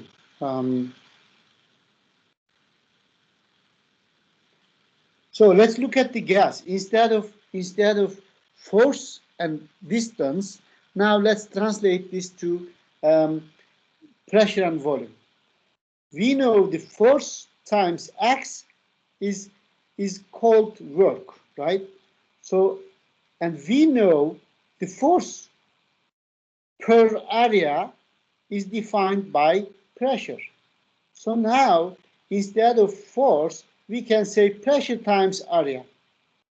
If we put pressure times area in the force equation, pressure times area times X, pressure times area times delta V. And the delta, I'm sorry, the X.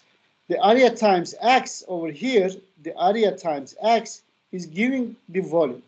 So the pressure times volume is going to be the same as force times distance. But now we have to make very, very careful. We have to be very careful about the sign of the work. Okay. If we apply force on top of this piston over here, we change the we move the piston down by distance of dx, but the volume inside gets smaller. Okay, and now we are doing work against system. Okay, the system is over here. We are putting some work on the system. So when we put on the system, when we put work on the system, we basically reduce the volume of the system. If we reduce the volume of the system, then the delta V must be minus. If delta V must be is minus, then the work given to the system must be positive. Okay, so the delta V is negative, but the system is gaining work. How are we going to achieve that? So we have to put a minus sign over here to make the correction and define our system. Okay, so now I put pressure times volume change minus sign, just because this minus sign shows that the work is produced by the system or on the system. Okay, so now, okay, so the same concept over here. Now we define, we make sure the same concept over here. if we put work on the system, okay, if we put work on the system, if we do work against system, then that means that W, or the work, is positive. Okay, to make it positive, we multiply it by a minus sign. You remember, when the system works, when the system does work against the surroundings, okay, the system does work, which means the system expands. When you put a weight on top of the piston moves away. Let's look at here. So when we put a weight over here, okay, and if the system changes the volume going up, then you are doing work. Okay? Then the work has to be, the system is losing energy, losing work. Okay, you are doing work against the surroundings. That's why we give this energy by minus sign. Be careful about the sign. Okay, so the work is defined by external pressure times the volume change with minus sign. Okay. Okay. So if the external pressure is, let's say, 0, the pressure or the piston will go up very quickly, and there is no work done because the pressure is 0, which we call this free expansion. Okay, this is the expansion into vacuum. If you put a weight on top of this, and have the other sides under vacuum, and when you leave it the system itself, it comes to a point, all of a sudden it goes up very quick, and because there is no external pressure, you don't really produce any work. Okay, and this is called free expansion. So let's actually, before going into that, I will have to look at this. Yes, let's look at this. This is open. Both matter and energy can flow. Closed system. Only energy can flow and matter cannot. Isolated system, nothing can flow. Okay.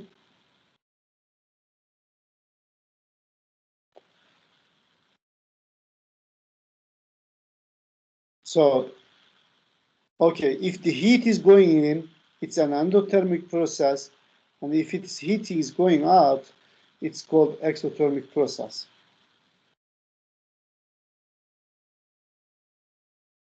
Okay.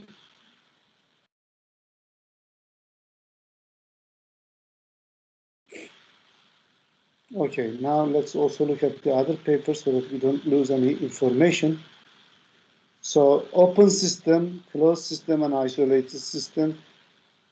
And work and heat can be exchanged, as we said. Okay, these are the main definitions that you should know. Yes, the thermodynamics will be relying on 4 laws. The first law, the 0th law, actually defines the temperature, thermal equilibrium, that I had taught in the first or second class, I don't remember. When you put two objects with different temperatures in contact, when you put two objects in contact, they will exchange heat until they reach to a thermal equilibrium. This is actually the 0th law of thermodynamics. The first law defines the energy. The energy of the system is actually a combination of work and heat. And this heat and work can exchange from can change from one to another, can be converted. But the total energy of the system must be the same. This is actually the definition of the first law we are going to cover. And second law says that, okay, the first law says that, okay, there are two energy components, work and heat, and they can be converted to each other's. The second law says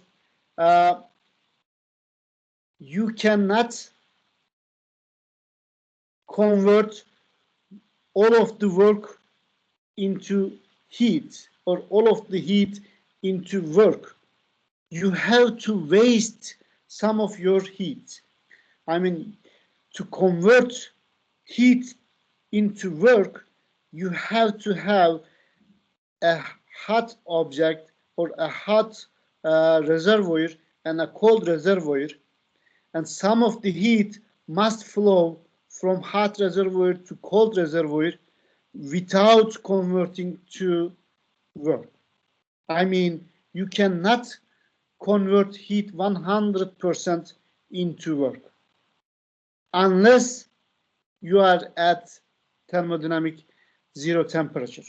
The second law says that when you can convert the entire heat into work 100% only in the case of at 0 Kelvin.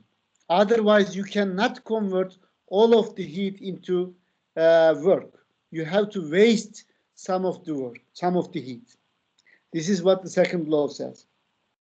The third law says, well, in principle, yes, you can convert all of the heat into work when you go down to Kelvin scales, the 0 Kelvin, but you cannot reach to the 0 Kelvin point. There is no way you can reach at that point. This is actually limiting our understanding of, or actually engineering that creates free energy, right?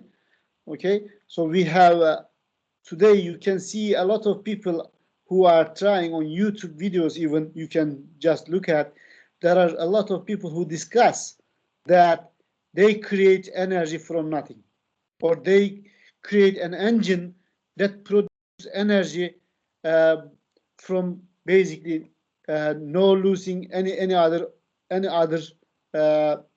object or any other source.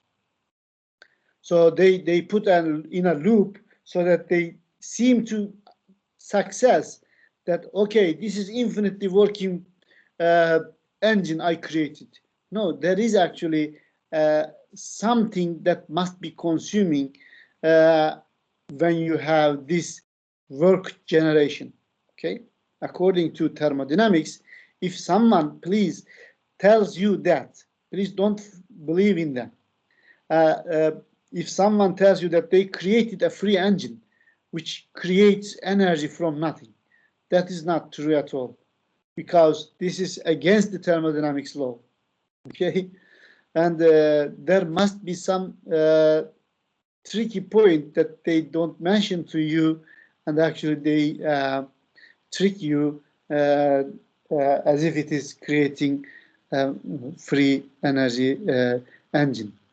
So, but in science and engineering, there are really hundreds, thousands of people who try to generate an engine that works as much as efficiency.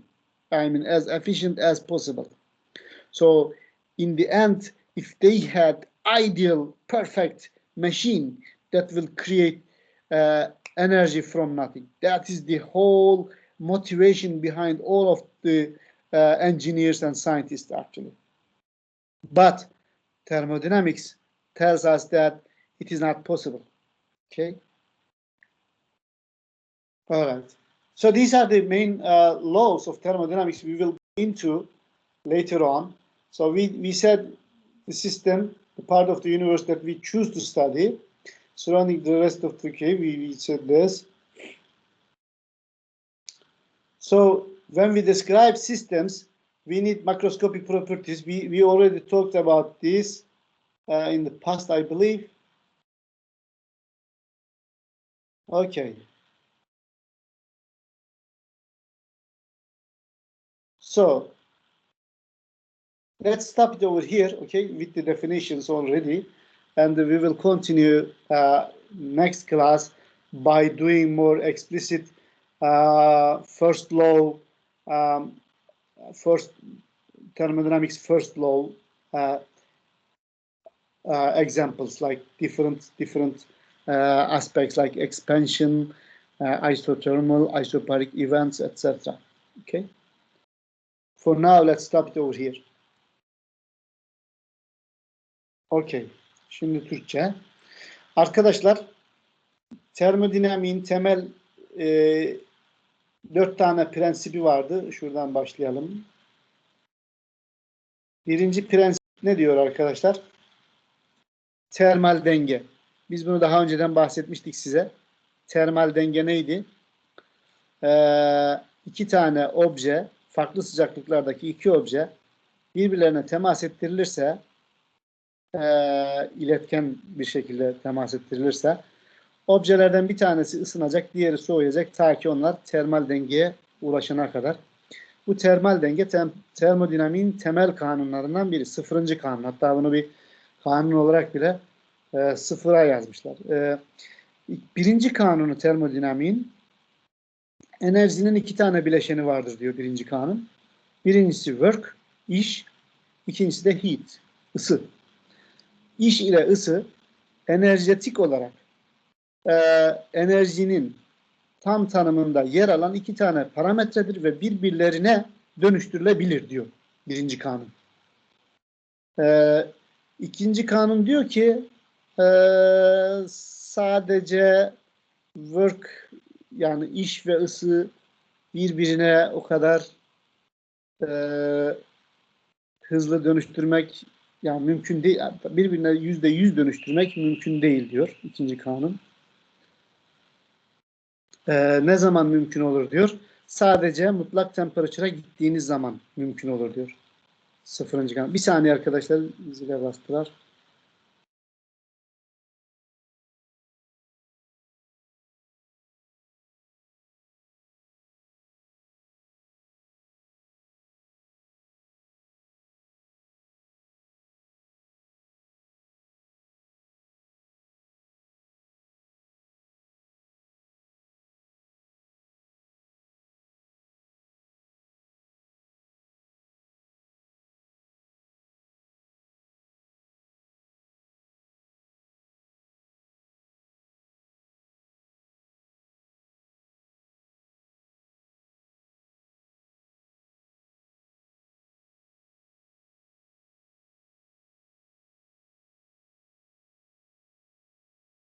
Evet arkadaşlar, birinci kanun diyor ki işle ısı birbirine dönüştürülebilir ve işle ısının toplam değişimi sistemin enerjisinin değişimine eşittir. Ama işle ısının öyle bir değişmesi gerekiyor ki toplam enerji sabit kalacak şekilde. Kimse yoktan enerjiyi var edemez, var olan bir enerjiyi de yok edemez. Sadece iş ve ısı olmak üzere bir şekilde birbirine dönüştürebilir diyor. İkinci kanunda diyor ki arkadaşlar, iş ve ısıyı birbirine dönüştürebilirsin ama mesela ısıyı işe çevirirken bütün %100'ünü çeviremezsin. Isının %100'ünü işe çeviremezsin diyor. Sadece 0 Kelvin sıcaklığına indiğinde, yani absolute temperature dediğimiz sıcaklığa inersen böyle bir şey mümkün yapabilirsin diyor. Öbür türlü asla diyor hiçbir şekilde ısının tamamını işe dönüştüremezsin. Isının bir kısmını israf etmek zorundasın diyor. İsraf etmek zorundasın, bakın. Üçüncü kanunda diyor ki, evet, ikinci kanunda dediği gibi 0 Kelvin'de çalışsan belki şey yaparsın, ısının tamamını işe dönüştürürsün. Ama diyor 0'a asla inemezsin. Yani üçüncü kanunda bizi orada limitliyor. Diyor ki 0 Kelvin dereceye, 0 Kelvin'e daha doğrusu asla ulaşılamaz. Hiçbir şey o sıcaklığa kadar soğuyamaz. Onun için bu 4 kanunun özetle söylediği şey, ısı ve iş birbirlerine sadece belli bir efficiency dediğimiz belli bir etki, ne diyelim, efficiency'nin Türkçesi ne? Belli bir oranda dönüşebilir. Öyle söyleyelim. Ve bugün mekanikçilerin, fizikçilerin ve bilim insanlarının işte bu efficiency dediğimiz terimi ne kadar artırabiliriz? Yüze ne kadar yaklaştırabiliriz? %100'e ne kadar yaklaştırabiliriz? Onun üzerine çok çok fazla ağır bir çalışma var. Hatta literatürde çok insan görürsünüz ki ben işte free enerji cihazı ürettim. Bir makine ürettim, kendi kendine enerji üretiyor. Kendi kendine çalışıyor, sürekli çalışıyor. İşte hiç yoktan enerji üretiyor. İşte bunu bir çalıştırıyorsun, bir daha hiç durmuyor filan. Bunların hepsi yalan arkadaşlar. Termodinamiğin kanunlarına aykırı. Bunu yapmış gibi gösteriyorlar. Çünkü size özellikle hangisi sistem, hangisi surrounding, yani o konuda biraz konfüze ediyorlar insanları ve bu şekilde aldatabiliyorlar. Sadece siz değil, yani siz veya ben değil, milyarlarca dolar parası olan insanlar dahi aldanıyor arkadaşlar. Ve buna yatırımlar da yapabiliyor yani. Milyarlarca dolar yatırımlar da yapabiliyor böyle projelere. Ama termodinamik olarak bir ısıyı %100 işe dönüştürmek sadece 0 Kelvin'de mümkün ve o 0 Kelvin'e de ulaşmak imkansız olduğuna göre böyle bir şey aslında mümkün değil. Ama yaklaştırabilirsiniz. İşte bugün sıvı helyum, sıvı hidrojen gibi sıcaklıklar daha 0,5 Kelvinler, 0,4 Kelvinlere kadar düşürebiliyorlar sıcaklıklar arkadaşlar. İşte orada e, mümkün olabildiğince yüksek verimde enerji üretmek için gayret gösteriyorlar ve bu konuda ilerleme yapıyorlar. Yani verimi artırabiliyorsunuz tabii ki. Verimi çok yükseklere çıkarabiliyorsunuz. 90'lara, 95'lere, 99'lara. Ama %100 olamaz yani. Bir şeyler kaybetmek zorundasınız. Enerji üretiyorsanız bir şeyler tüketmek zorundasınız. Bugünün dersi bu kadar arkadaşlar. Umarım faydalı olmuştur. Haftaya çok yoğun bir şekilde termodinamiğin birinci kanununu inceleyeceğiz ve onun uygulamalarını inceleyeceğiz. E, Sormak istediğiniz soru varsa alabilirim.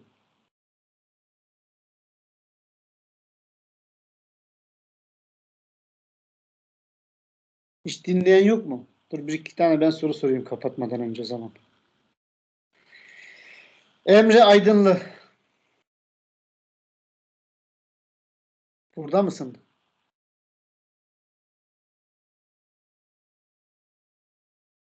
Tamam. Yoklama yapacağız o zaman. Berna Yılmaz. Yok. Aslında var ama yok. Berna Yılmaz yok yazılıyor. Şimdi ben şuradan Excel'imi açayım arkadaşlar.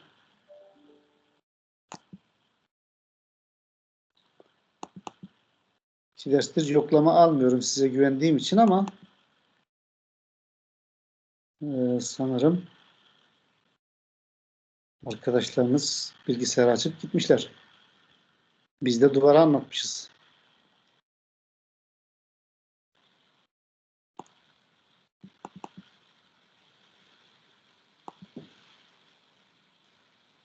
Evet, ismini okuduğum vatandaş burada veya değil desin arkadaşlar.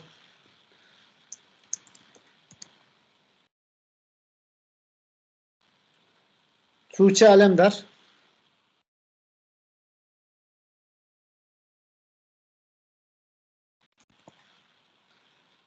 Ekrem Baharoğlu.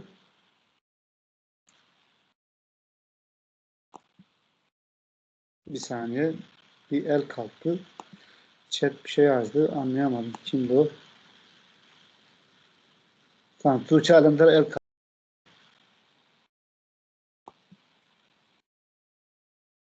Tamam. Tuğçe'yi yok yazmayalım. Ekrem Baharoğlu.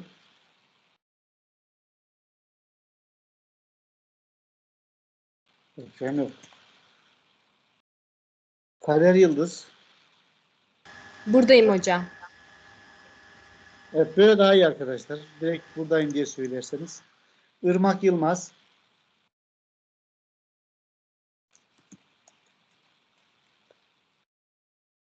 Berna Yılmaz.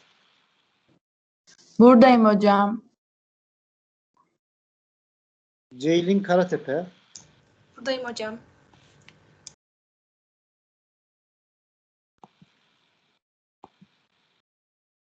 Tamam. Şimdi şunu da zoom yapsam. Elif Sude Karan. Buradayım hocam. Umutcan Pirim. Yağmur Buradayım hocam. Umutcan burada mısın? Buradayım hocam. Yağmur Aslan. Buradayım hocam. Deniz Şen. Buradayım hocam. Zehra Elif Aydın. Zehra Elif yok. Buradayım. Arkadaşlar niye bu kadar geç cevap veriyorsunuz? Hocam buradayım. Ece Nur Daşdemir. Buradayım hocam. Sinem Nur İnce. Sinem Nur yok. Ebru Günaydın. Buradayım hocam.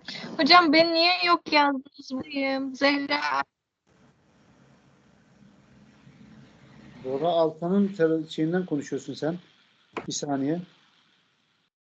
Yanlışlıkla basmışım hocam, üzgünüm. Kimi yok yazdın? Sinem burada değil. Sinem yok. Yok hocam Zehra yok yazdım. Hocam Kendisi de düzelttim. Zehra Elif Aydın yok yazdım. Zehra yok değil. Hayır şu an yok görünmüyor. Biraz geç geliyordur arkadaşlar. Biraz geç geliyordur. Biraz bekleyin. Ebru Günaydın. Buradayım hocam. Gülsu Aleyna. Yok. Emre İskender. Ezgi Olgun. Buradayım hocam. Kader Sarıburak. Buradayım hocam. Büşra Göktekin özür dilerim.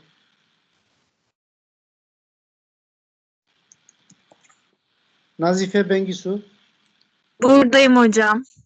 Emre Aydınlı. Hocam ben buradayım ama. Sezen Özkök. Buradayım hocam. Eda Yıldız.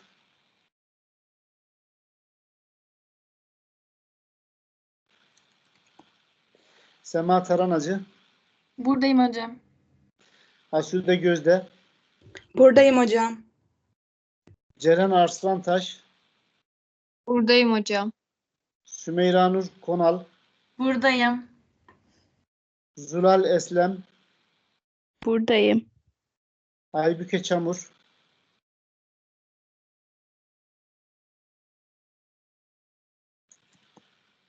Ceren Çakıcı. Buradayım. Hüma. Buradayım. Sevda Nur. Buradayım hocam. Sümeyye. Beyda. Buradayım hocam. Erdem Burak. Buradayım hocam. Ezgi Şengül. Buradayım hocam. Zeynep Buradayım hocam. Bora. Burada. Buradayım hocam. Fatma Nur.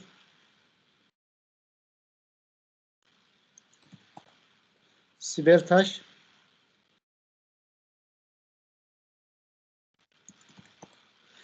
Doğukan Bilge. Buradayım hocam. Öykü Mönel. Buradayım. Elif Bengü. Buradayım hocam. İrem Nur Yavuz. Buradayım hocam. Fatih Güven.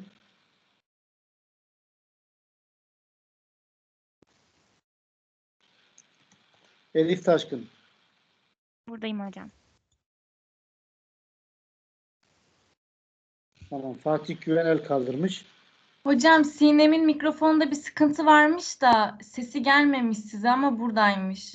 Tamam. Arkadaşlar şu an 2 kişi el kaldırıyor ama biraz önce 37 kişiydik. Şimdi 39 kişi olduk. Kim girdi sonradan? Sonradan girenleri yazmayacağım.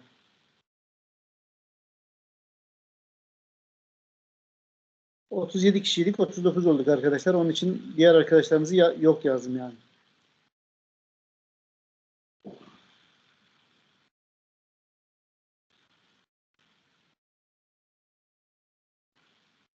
...47'den 12'yi çıkarırsak... ...bir saniye. 1... ...şurayı bir sayalım arkadaşlar. 12 kişi var. 35. 2 kişi daha burada olmalı. Aybüke ile Sinem mi onlar?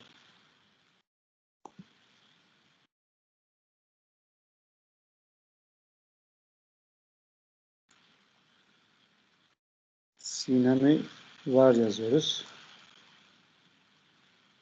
Aybüke. Aybüke Çamur zaten yok. Ha yazmamışız, yazmışız. Tamam. İkiniz de var yazdım. Fatih Güven. Hadi Fatih sen de sileyim. Birimiz sonradan girdiniz ama kim anlayamadı. Hatta 2 kişi sonra. Bu arkadaşlar da var yazdık. Bir daha böyle bir şey olmasın arkadaşlar. Arkadaşlar bak ben şu an hastayım. Normalde koronavirüs pozitif çıktım ben. Ve benim istirahat etmem gerekiyor. Ama ben sizin dersiniz gitmesin, güme gitmesin diye geceden beri sizi düşünüyorum yani. Ben bunu yaparken siz bilgisayarınızı açıp bir yerlere gidiyorsanız bu ayıp yani. Yani bu hiç etik değil yani. Onun için ben çok üzülürüm yani. Bu böyle saçmalıklar olacaksa baştan söyleyin bana. Beni aldatmanıza gerek yok yani. Devamsızlıktan kalmak gibi kaygınız varsa ve bu derse sırf onun için girmiyorsan baştan benimle konuşun. Ben size izin veririm yani. Ama böyle insanı aldatmak ahlaksızlık yani. Bu ayıp yani. Bunu yapmayın lütfen. Buraya tamam anlık bir şey olur. Gidersiniz, gelirsiniz. Ona bir şey diyemiyorum ama genel itibariyle hani bilgisayarı açıp gittiğiniz zaman ben sizi göremediğim için herkesin kameralarını normalde açmalarını isteyeceğim ben ama maalesef yönetmelik buna izin vermiyor. Buna izin verse ben hepinizin kamerasını görmek isterim yani. Bir de yani ben işte böyle ufak tefek soru sorarak sizi test etmek veya birilerinin içerisinde utandırmak istediğimden değil. Hem burada mısınız değil misiniz emin olmak hem de konu anlaşılmış mı görebilmek için yapıyorum bunu. Yani bunu yapmanın başka bir türlü yolu varsa o şekilde de yapabiliriz ama neticede burada anlatıyoruz birkaç saat boyunca. Bir şeyler öğrenin yani. Bir şeyler öğrenin. Hiçbir şey öğrenmeden olmaz yani. Bakın size yemin ediyorum bu dersin aynısını işte tabii ki benim İngilizcem çok kötü. Tabii ki ben çok yetersizim. Ona ayrı bir şey ama MIT'de de anlatıyorlar yani. Siz şu an böyle bir lüksün içindesiniz ve bunun kıymetini bilmiyorsunuz yani. Tabii ki biraz ağır yani seviyesi ders biraz ağır. Çalışmak da gerekiyor. Ama kaynaklarımız var. Açıyoruz. Soru da sorabilirsiniz. Çekinmeyin de yani bana soru sormaktan çekinmeyin. Böyle daha interaktif olursa ders benim için de daha iyi şey oluyor. Feedback oluyor. Ama ben böyle öyle hissediyorum ki ben duvara anlatıyorum yani. Bu çok kötü bir his yani. Bunu lütfen yaşatmayın bana. Lütfen en azından birkaçınız el kaldırın bir şey olduğu zaman soru sorun, konuşun, muhabbet edin. Yani böyle hani çok böyle aramıza mesafeler koyup hoca öğrenci şeyi gibi de düşünmeyin yani. Ben sizin bir abinizim aynı zamanda yani. O şekilde de düşünebilirsiniz. Tamam. Sorusu olan var mı arkadaşlar? Şimdi soruyorum tekrar. Sorusu olan var mı dersle ilgili? Yani çok absürt de olsa arkadaşlar sorun. Yani sormazsanız öğrenemezsiniz. Yani ben inanın Ben de sizin sıralarınızdan geçtim ve hocalarıma boğardım yani soruyu. Aptalca aynı soruyu 4 defa 5 defa sordum ve sıkılmadan cevap verdikleri oldu yani. Önemli değil arkadaşlar. Sorunuzun kalitesi önemli değil. Sormanız önemli benim için. Dersi dinlemeniz benim için önemli. Biraz ilgi göstermeniz benim için önemli. Şimdi şu andaki dünyadaki en hot konu ne arkadaşlar?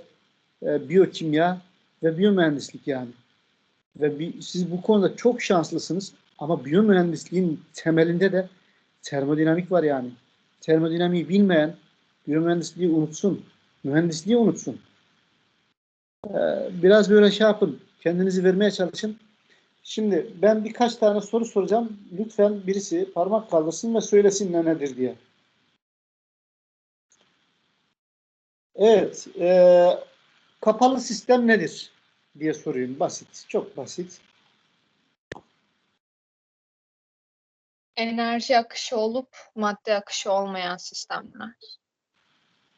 Kapalı sistem, enerji akışı olup madde akışı olmayan sistemler. Harika bir tanım. Pekala. Kinetik enerjinin kaç tane bileşeni vardı arkadaşlar?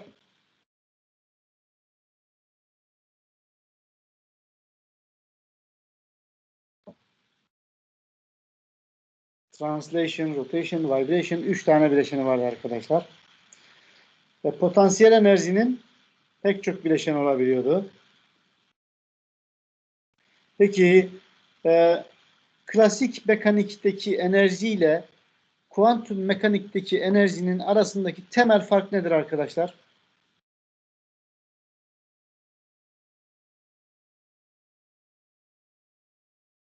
Var mı bilen? Hocam kesikli olup olmaması değil mi? Evet, harika. Her kim cevap verdiyse ona teşekkür edemiyorum. Ceylin sen misin? Ceylin Karatepe. Evet, kuantum mekanikte enerji kesikli, klasik mekanikte enerji kontinüs. Pekala. Sistemden çevreye ısı akıyorsa böyle bir sistem nasıl bir sistemdir arkadaşlar? Egzotermik hocam. Egzotermik. Bu sistemin Q'su eksiyle mi artıyla mı verilir? Eksiyle. Eksi hocam. Verilir. Evet. Peki sistemden çevreye iş akıyorsa yani sistem expand oluyorsa bu sistemin enerjisi ya da iş akışı eksi mi olur artı mı olur arkadaşlar?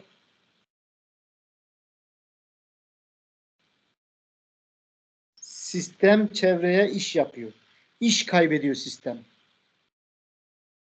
Eksi olur hocam. Eksi olur. Harika. Tamam. Eksi.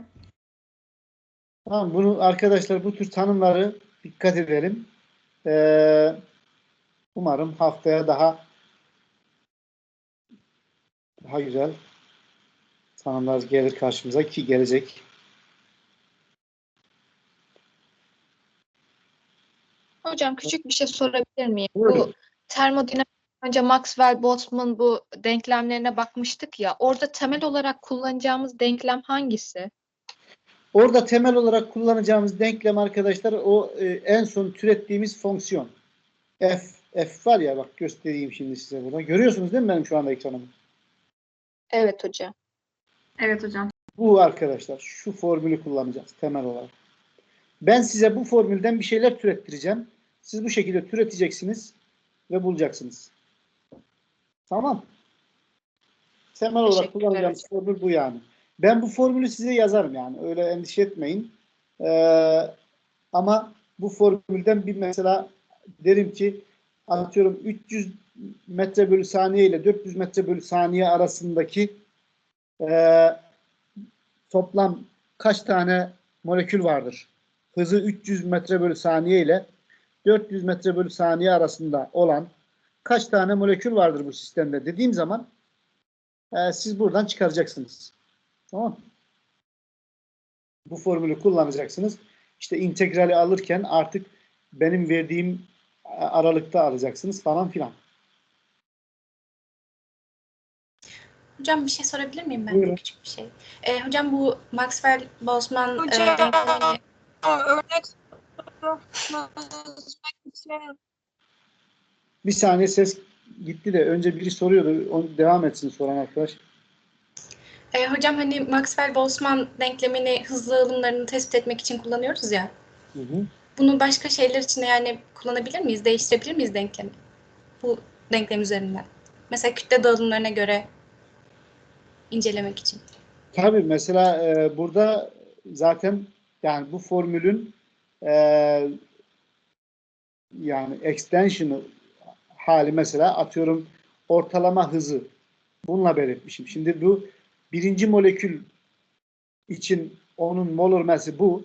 Diğer molekül için başka bir şey olacak. Ben mesela diyeceğim ki 2 tane gaz vereceğim. Diyeceğim ki odanın işte bir köşesinden birini bıraktım. Diğer köşesinden öbürünü bıraktım. Bunlardan hangisi nereye ulaşır? Siz bu formülleri kullanarak yani kendi aralarında ilişki kurabileceksiniz. Tabii kütleye bağlı olarak onlar değişecek. Bu formülü yani her bir molekül için ayrı evaluate ettiğiniz zaman birbirlerine karşı relatif speedlerini de bulacaksınız yani. O da şeyin içinde. Konumuzun içinde, evet. Bak burada mesela relatif speedlerini bulabiliyorsunuz. Zaten biz hani bunun şeyini de göstermiştik sanırım da. Geçen derste şurada göstermiştik. Nerede göstermiştik? Şurada bir yerde göstermiştik. Dur. Kütle spektroskopisinin çalışma prensibi, hatta bunun üzerine falan demiştim ben, hatırlarsanız. Evet, burada mesela onların aynı uzunlukta bir yolu uçuş zamanlarını burada hesaplamıştım ben. Yani aynı uzunlukta olur, farklı uzunlukta olur, size farklı şeyler sorulabilir. Ama neticede iki tane şeyin birbirine oranı relatif olarak da sorulabilir. Başka biri daha bir şey soruyordu.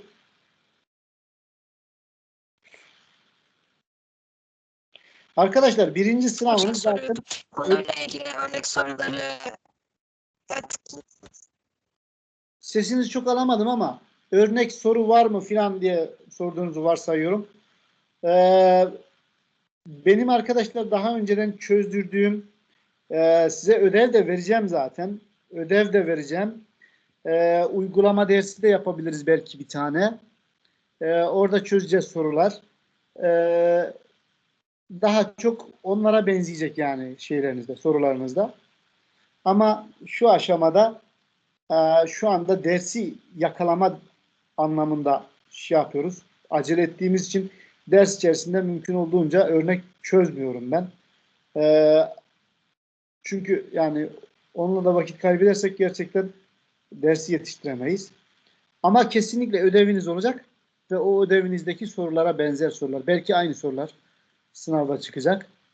Ve kesinlikle ben size soru bankası da gönderebilirim. Siteye de yükleyebiliriz. Onlardan biri çıkacak yani. Tamam. Ya öyle korkmayın. Sadece bu matematiksel olarak çok komplike görünüyor. Ama gerçekten çok zevkli ve bir konu. Anlaşılabilir bir konu. Kuantum mekanik mesela ben seneye ders vereceğim. Bu sene vermiyorum. Siz de almazsınız muhtemelen de. Şimdi kuantum mekanikte biraz daha komplike var yani. Çünkü tamamen bir probabilistik bir şey var. Ama classical mekanik biraz daha deterministik yaklaşımla yürüdüğü için evet kompleks görünüyor şeyler, formüller falan, ama sistemi A'dan Z'ye takip edebiliyorsunuz. Yani sistemin herhangi bir noktasında bir point'teki bir şeyi biliyorsanız, o state variable'larını artık herhangi bir anda onları çok rahat bulabiliyorsunuz arkadaşlar. Neyse, tamam, bu konuyu burada kapatalım. Teşekkür ederim arkadaşlar. Görüşürüz. Önce bir şeyi mi kapatmamız gerekiyor, recording'i? Start recording. Evet.